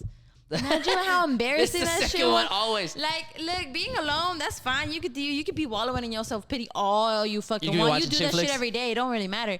But you run the pride, bro. Yo. Out here looking like, look, imagine you look bummy as fuck out here just trying to get you're not gonna look bummy on Valentine's. What if I'm alone? How the hell am I not gonna look bummy? No, I'm saying like either you show up with your new boo and you run into your ex with your new boo at the same place that you and your ex went to Valentine's, which means one very specific thing. Both of you guys returned to the scene of the crime. Like, you know what I'm saying? Like, both of you guys, you know what I'm saying? So like so now you're looking at your ex and looking like, motherfucker, I introduced you to this place. What the fuck you doing? It's like, this is my territory. And then you're just recycling game too. Like, if you took your new boo to where you took your ex, you just recycling game. You just recycling game at that point. In Houston, you know how hard that motherfucking shit is in Houston because you be out here be like, oh, you know, remember this? I never went here with you. No, you didn't. You really did not come in here with me. I came here with my other boo, and I didn't remember that, and I don't remember your name no more. So it's like, what the fuck? Like, that shit is so tricky to do. Don't be out. Who is it? Wait, what's the singer? Is it Olivia Rodrigo that did driver's license? Yeah. And she legit talks like the entire time. She's like, now you're taking her to the restaurants. You're singing the song on the piano that I taught you how to sing. I call that the stalker song. I used to call that the stalker song. Because she's just like, I'm driving. I'm like, bitch, you can't drive around on Lancaster Street. Yeah, that's toxic, baby. That's some stalker shit. I used to call it stalker shit. I used to be like, you can't find another way home. That's toxic. Like, you can't go the other way. Like, if you know that driving through this shit is gonna make you do that. Like, you can't be like, you know what, I'm gonna take 610 instead of 45. Like, what? For real. You can't just take it a little longer. You can't go to a Whataburger or something on the way. Get yourself some food. You living in the suburbs. You consciously going into that direction. Yes, you see what I'm saying? The suburbs are like blocked off. Like, there's like sections. Like, so if you go into the suburb, you can go around. The cul-de-sac and shit. Like, that's why I used to call it the stalker song. No. But yeah, that's why I was asking, like, if you're feeling a lot of people be feeling alone on Valentine's and they get all, you know what I mean? Like, they might feel some type of way. But imagine you show up, imagine you recycling game. Like, you really like that restaurant or whatever, and then you're just like, yo, I took my exes here, so like I'm about to, I know they got a good Valentine's special, so I'm just gonna recycle this game real quick. I'm just gonna recycle this game real quick, and then you show up and your ex is stealing your game. It's stealing your move, and you're just sitting there like, this is some buttery bullshit. It is some buttery bullshit. It is some buttery bullshit because now we just have to sit in the same room. Consciously simmer. Because I'm not leaving. I'm getting this steak. You know what I'm saying? Yeah. Imagine y'all are like sat at tables like right next to each other or something. Or like and you just having a sitting talk. talk. Are like back to back and y'all gotta see each other. Yo, that's a rom-com scene right there. That is a rom-com scene. That's a rom-com scene. I'd be looking straight to the side like, you know, I took her here first, right? You know, she didn't bring this up because like special. if she made this sound like it was your idea, she bullshitting. Like I did this. I did this. She recycling my game. Nah, and then, bro. But like in my mind though, because then the girl in front of me is gonna be like, no, I'm recycling what game. you mean you recycling game? You recycling game right now with me. No, I think it would be even more. I would get even more pissed off if I'm like, for instance, Champs. I introduced burgers. Yes, I introduced my ex to Champs, and then he goes and stuff and tries to, you know, whatever. And I'm like, look, you can't be taking up this. Look, you cannot. I'm sorry. I'm possessive. Like, I meant like specifically for Valentine's Day because that's like a very specific thing. That's just a restaurant. Bro. Nah, bro. In general, anybody can go to any restaurant. I'm talking about like specific. If I have to run, if I'm taking you, if I'm going somewhere and I took you somewhere first. That is my restaurant. I don't give a fuck. I don't give a fuck if I'm recycling. I don't care if I'm recycling it and one of my ex-boos took me there. That's fine. they could deal with it on their own because they introduced me to. They might have the same issues that I do. But if I'm introducing you and my ex goes there after that, after I introduced them to that shit, no, because I can't be fearing that I'm gonna be bringing a date to a fucking restaurant and you be there trying to get your takeout and shit. Be like, nah, bro, we can't be having that kind of stuff. That's just a regular restaurant, I tell you. You can't be. We can't do that. That's good food. I see this as a whole like Western, like two people. There's only room for one consciously toxic person in this town. Yo, that's wild. There's only room. This champs ain't big enough for the both of us. And you're just sitting there at a Mexican standoff with your burger and your chili cheese fries. Yeah, like damn, nah, I think you took it too far. I was just trying to say like. I was trying to say specifically for Valentine's as an event. I wasn't talking about like just restaurants in general. Like, yo, you ain't allowed to go to this Chuck E. Cheese no more because I took you to this Chuck E. Cheese. And you ain't shit if you go to this Chuck E. Cheese. If they're repeating the same restaurants, then what if they like the restaurant, bro? Like, what if you bound? It'd be the same thing though if you end up like running into the same person again. Yeah, but if it's not like if you went to a Valentine's Day dinner at a restaurant, that's very specific. Because now you're running you again, like I said, you're recycling game. But like if it's a Saturday, I think it goes back and you just so happen to run into your ex at fucking Kim's son, like that was not like you didn't, like it wasn't planned. It's not an event. It's just like bad luck. You know what I mean? That's a whole restaurant. You can go to a restaurant. I don't know, man. But we gotta be real careful about who you introduce to where, because if you don't ever, you do. Because sometimes, let's say you really, really like a restaurant, and you're like, I can't taint it with this experience. Maybe I'll taint it with the next one. But like, I gotta be very mindful of the fact that like you can't. If this is like a little side thing, or if it's just a little thing that might not be like dead set in the long run, then you got to be mindful of the fact that you can't just bring them anywhere. Like if this is your favorite restaurant and if this is a place that you're going to end up being at, you got to be mindful of like, if I can't bring you. That's true. I can't bring you at all. Like I can't bring you at fucking all. Like if you just a side, but if you a sneaky link. If you a sneaky link, I can't bring you to where the locals are gonna know me and they gonna know you. The locals, and then in the whole ass city of Houston, 4 million people. The locals, and then the locals will notice me again with another sneaky link. You can't do that. You gotta be mindful about the fact that it's like. Oh no, you hit on a very different point now. Yeah. You hit on a very different point. But also, don't be recycling game like that. Don't be. Yeah, you're right. That's what I'm saying. You gotta be mindful who you introduce where. What's worse? Having to, like, if you introduce your favorite place to somebody that you don't like and possibly having to see them around that place then, or you being introduced to a specific place by somebody that you ended up falling out with and you're like, man, I really like that place, but I know they go there all the time. You know what's funny and they're gonna know they what's showed funny me that literally happened to me, and I do take out. I did take out.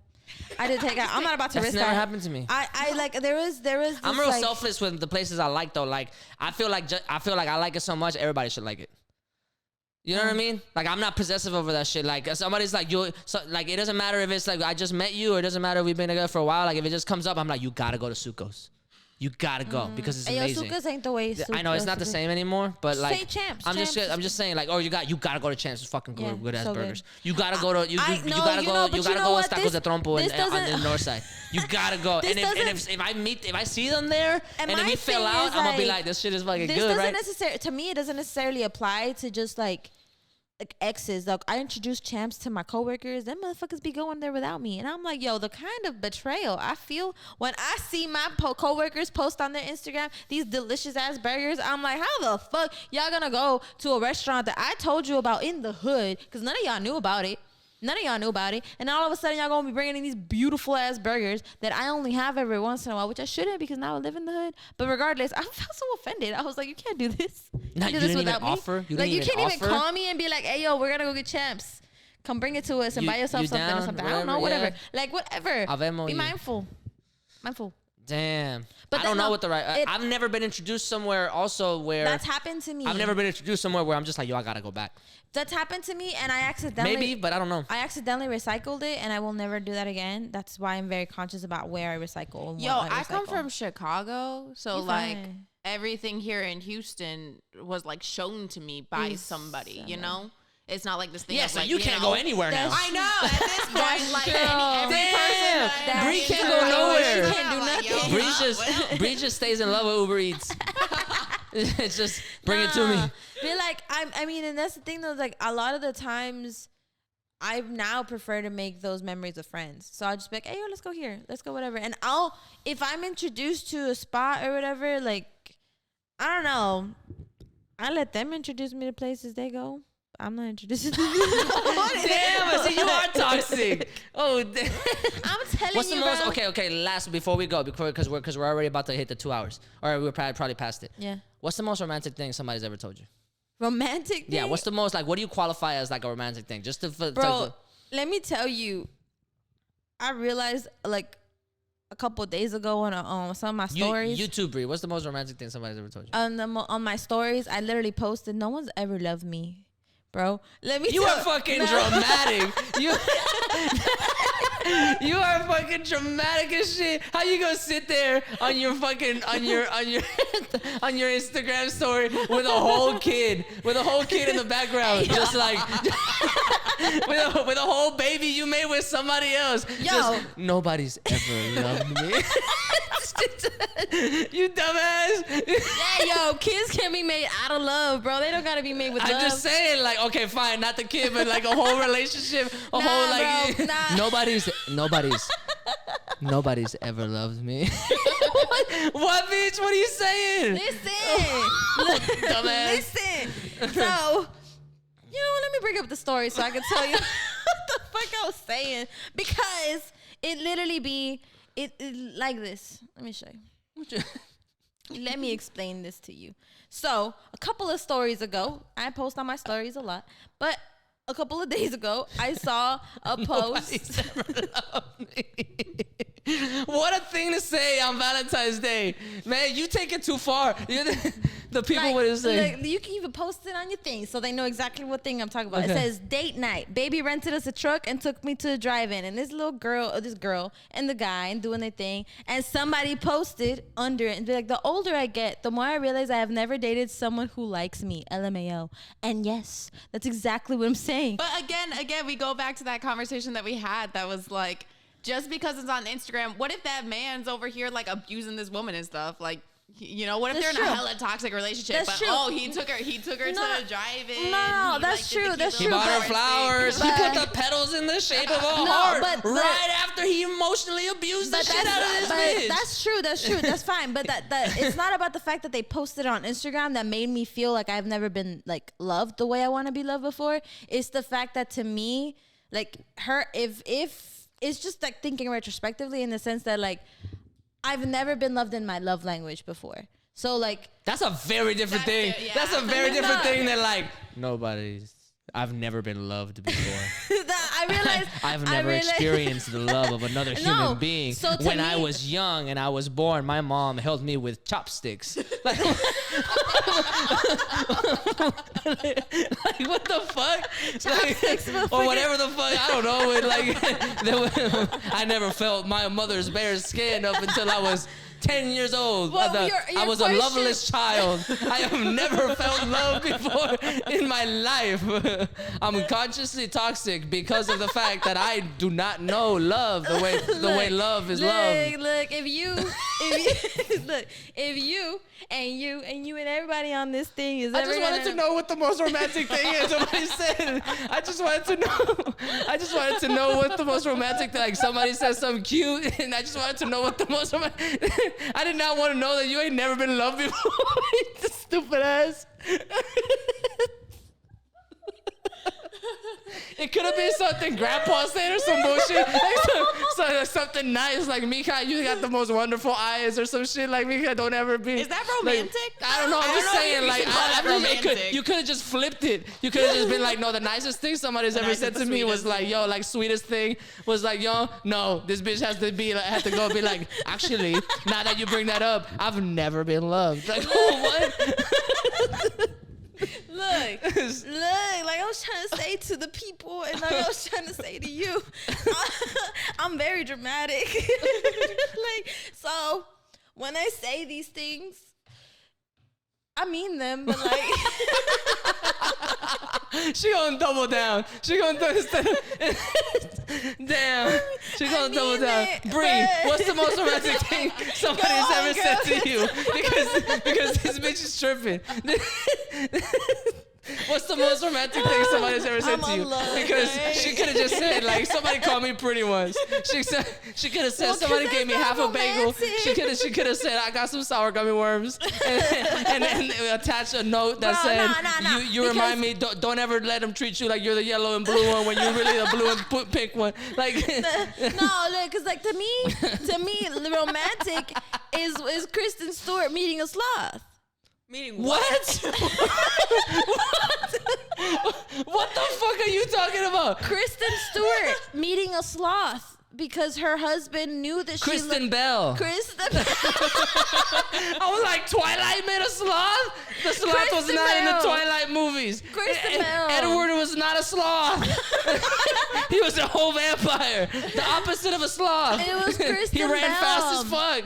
It was Kristen Bell meeting a sloth. Kristen Bell. That's romantic. When Dax When Shepard Dax took his Shepard girl took a sloth to me to that she her cried. house and she that was started romantic. having a meltdown. That's romantic. So So you to me- so you But that's no one your only loves version. me enough to do that.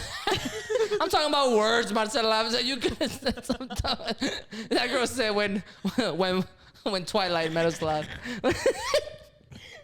Bree, I'm done with it. I'm done with her. Bree, tell us what the most romantic thing ever in memory of Valentine's. This dumbass Valentine. I see the world in your eyes. Ew. That's good. Ew. Bitch, what? I see the was world also- in your eyes. It was also said in such like a passing way that made it because it wasn't like this like in my face. huge. Great, I know. I need to zoom in on your disgust. I'm like, ew. Marcela was like, the whole world?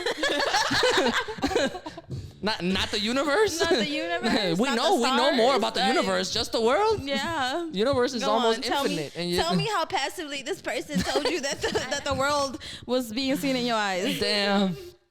Marcela, how you gonna say ew? I'm sorry. And I bet you if somebody told you they saw the world in your eyes, you'd be like, I'd be like, ew. What? Like, why?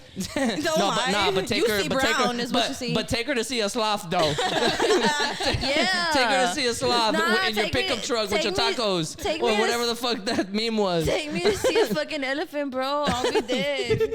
Yeah. So, go on. so if somebody just takes you to the Renaissance Festival and shows you little elephants all stuck up in the back and all, That's you're just gonna be romantic? like, damn. No. If they they gotta be mindful. They gotta be romantic in the sense they gotta be like, I booked you the spot at the zoo, and you get to. I booked you a spot at the zoo.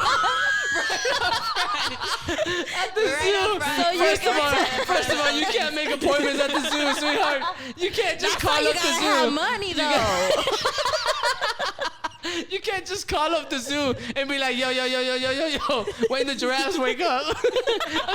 I'm trying to be there when the giraffes wake up. What the fuck? Bro, okay, so look at it this way. Like, it's the doctor. Y'all got an availability for the monkeys at 12? For real. No, like my thing is this all like, first of all, this person that I I'm need the monkey to imagining. swing down and hand the rose. And then I want the orangutan. Can we choreograph this at the zoo? See, you're extra. Those are unrealistic ass expectations I am from women. extra as fuck. I'm dramatic and Oh extra my as hell. God. Look, my vision is that this person gonna be Darcy level. They To gonna be- be rich. They gonna rent out the art museum for me so I can wander around looking at the Mona Lisa the whole night. Like that's You're how gonna my the goal- Louvre? Yeah. The whole Louvre. Yeah. In Paris, you're gonna get the Mona Lisa is like this big, right? That's fine. It's a thought. It's a thought. It's the It's fact that they rented it's out the whole. It's the it's fact that the they got gesture. enough money Okay, to okay. take to so do this. Juan, what is the most? You know what? To be romantic thing? fair, in terms of your non-traditional romantic, there was a time that I thought that there was a time. I can't stop thinking about your fucking thing. You said Kristen Stewart. Romance can be a little bit, can be a spectrum of some sort. I'm not sure. I should have thought about this when there was. I was at a strip club once and listen. Let me finish. Go on with your strip club I was on a story. strip club once. We were talking about Shakespeare, and she listen. Don't hate. We were talking about Shakespeare. She really knew what she was talking about, and she said she'd give me a discount, and that was really romantic. That was one of at the time. I was all like, I even told her too. I looked at her right in the eyes, and I was like, that was really sweet. I really appreciate that. The fact that I you really gave me a appreciate it when you just discount. said you didn't have to do that. I could have paid full price. We're already here, like, you know what I mean. And I was like, you know what? That's kind of raw. Like, I really appreciate that. You know what I mean? But. So I understand what you mean to some degree. I don't think, dude, bro. But I'm talking about extravagant gestures. A stripper telling you, baby, you just gotta pay me $20 instead of $30. It's different. Just because At the time, it was romantic. just At the because time, I you're was talking like, about nobody's ever Shakespeare. looked at me that way before. Listen. Okay. Romantic. I don't know the most romantic thing anybody's ever said to me. I'm like real easy when it comes to those things, man. Like as a songwriter, my brain like shifts a lot whenever it comes to like really pretty words. But like I find that the most simple and like grounded and down to earth thing you can tell me, the more I'm like, that really is like a lot to me. Like that really like helps me out a lot, you know? And I think when people tell me, when somebody said, you make me feel safe, that feels like very, very like powerful. Or when or you make me feel like home, or like things that like grapple, that like Venn diagram, those kind of sentiments. Like, You're giving me very like your body's a wonderland right now with that. but not my body though. No, I know. but like, you know, you're my home. You're my safe Yeah, like place. those So, kinds of like, things. Like you make me feel safe. You make me feel home. Like you know what I mean. Like those kind of like really simple, That's, like, non like romantic. you know, those things are really hit damn, hard y'all for real me. simple out here with the eyes and the, you know, safety and stuff. I really want extra. Like, I really want extra. This is exactly why we can't settle for people who, one, can't afford to be giving me all this extra stuff, and two, if I can't afford to give it to myself, I don't want it. I've also thought it was romantic whenever people tell me how I affected them. So like when people tell me, when I was told, like, you have no idea how much you've helped me by just like being you. Yeah, no one's ever told me that either. So I just clearly like I'm not affecting anybody in any positive ways apparently. And then You have a whole daughter. You have a whole daughter who you're molding life to. she's not telling me this though. She's nonverbal. We went over this. Talking about the fact that she ain't telling me this. And like my ex definitely not telling me this. Man, and But I've been told that, like, you know, you have no idea how much you've helped me just by like being there. You know what I mean? Just by like just by not even saying a word, just by like standing there. You know what I mean? Also, I think that what some of the most romantic things, now that I'm thinking about it, when I felt like the most romantic, it has very, and at least in my opinion, I'm gonna go back and change the question. It's not even necessarily what you say. It's what's going on in the environment around. I was about to say, I'm like, yo, because no one's ever said anything to Like me. I've been slow dancing in the kitchen while we're cooking, and that feels like that's the moment. You know what I mean? That's the moment. I've like, you know what I mean? Going back, I've never been loved before because that's never happened to me before in my life. I've never been slow dancing with nobody. Look, this Like is the I'm thing. over here, like I'm like testing, I'm like adding salt, and then like going back to like the way you look tonight. Again, you know? Again. stop, because none of that's ever happened to me. I need like an over dramatized shot of you just like throwing your head back, hand on your forehead. Just I've never been loved before. I've literally never been loved before. I'm gonna put that on the thumbnail. like because y'all, like, look, my expectations of love come from, I'm a very big romantic apparently, and I really enjoy watching. Apparently not. No, because apparently I love romance and stuff, but nobody loves to do the romance with me. So like we gotta talk retrospectively about the fact that like the movies and stuff that I be watching, all these like beautiful love stories and all these things and all these people doing all these things for these females or men, and none of this literally happened to me. So like to me, like I've never done the. My ex about to come out here and tell me I'm wrong, I'm sure. But to me, that was not romantic. But like, it's slow dancing I think it also has to do with the fact that it's never, maybe it has happened, but with somebody I don't love. So it's not romantic to me. Oh shit! Why you just gotta make shit fucking heavy? Yeah. Damn, Like, that's a good point though. What if some crazy romantic shit happens, but you don't really love the them, person? so how that doesn't feel romantic to you. It just feels annoying. Oh shit! It feels annoying because you're like, I don't want to do this with you. I don't want to be slow dancing with you because I don't love you like that. Timing, gentlemen. You have to make sure she likes you in order for your gesture to come be off meaningful. to be meaningful, to last in the memory, to be able to bring out nostalgia at a moment's notice. Yes. Whoa. To make me miss your ass, Or you else definitely gotta do it. you're just a creep. Exactly. Trying to slow dance in the kitchen with somebody that ain't even hungry. Yeah. That's a good point. I mean, But damn, that's where we're gonna end because I just trying to get one question off, and then you're gonna turn it into all this other bullshit. like y'all, look, you have to know that I'm like very dramatic. Like, I'm very dramatic. Until next time, episode 7 will be out next week. Please, hopefully we'll get Juliet back. We'll be everybody be in the room. But thanks you guys for listening. And hopefully I will And be happy behind the camera Valentine's. again. Yes, happy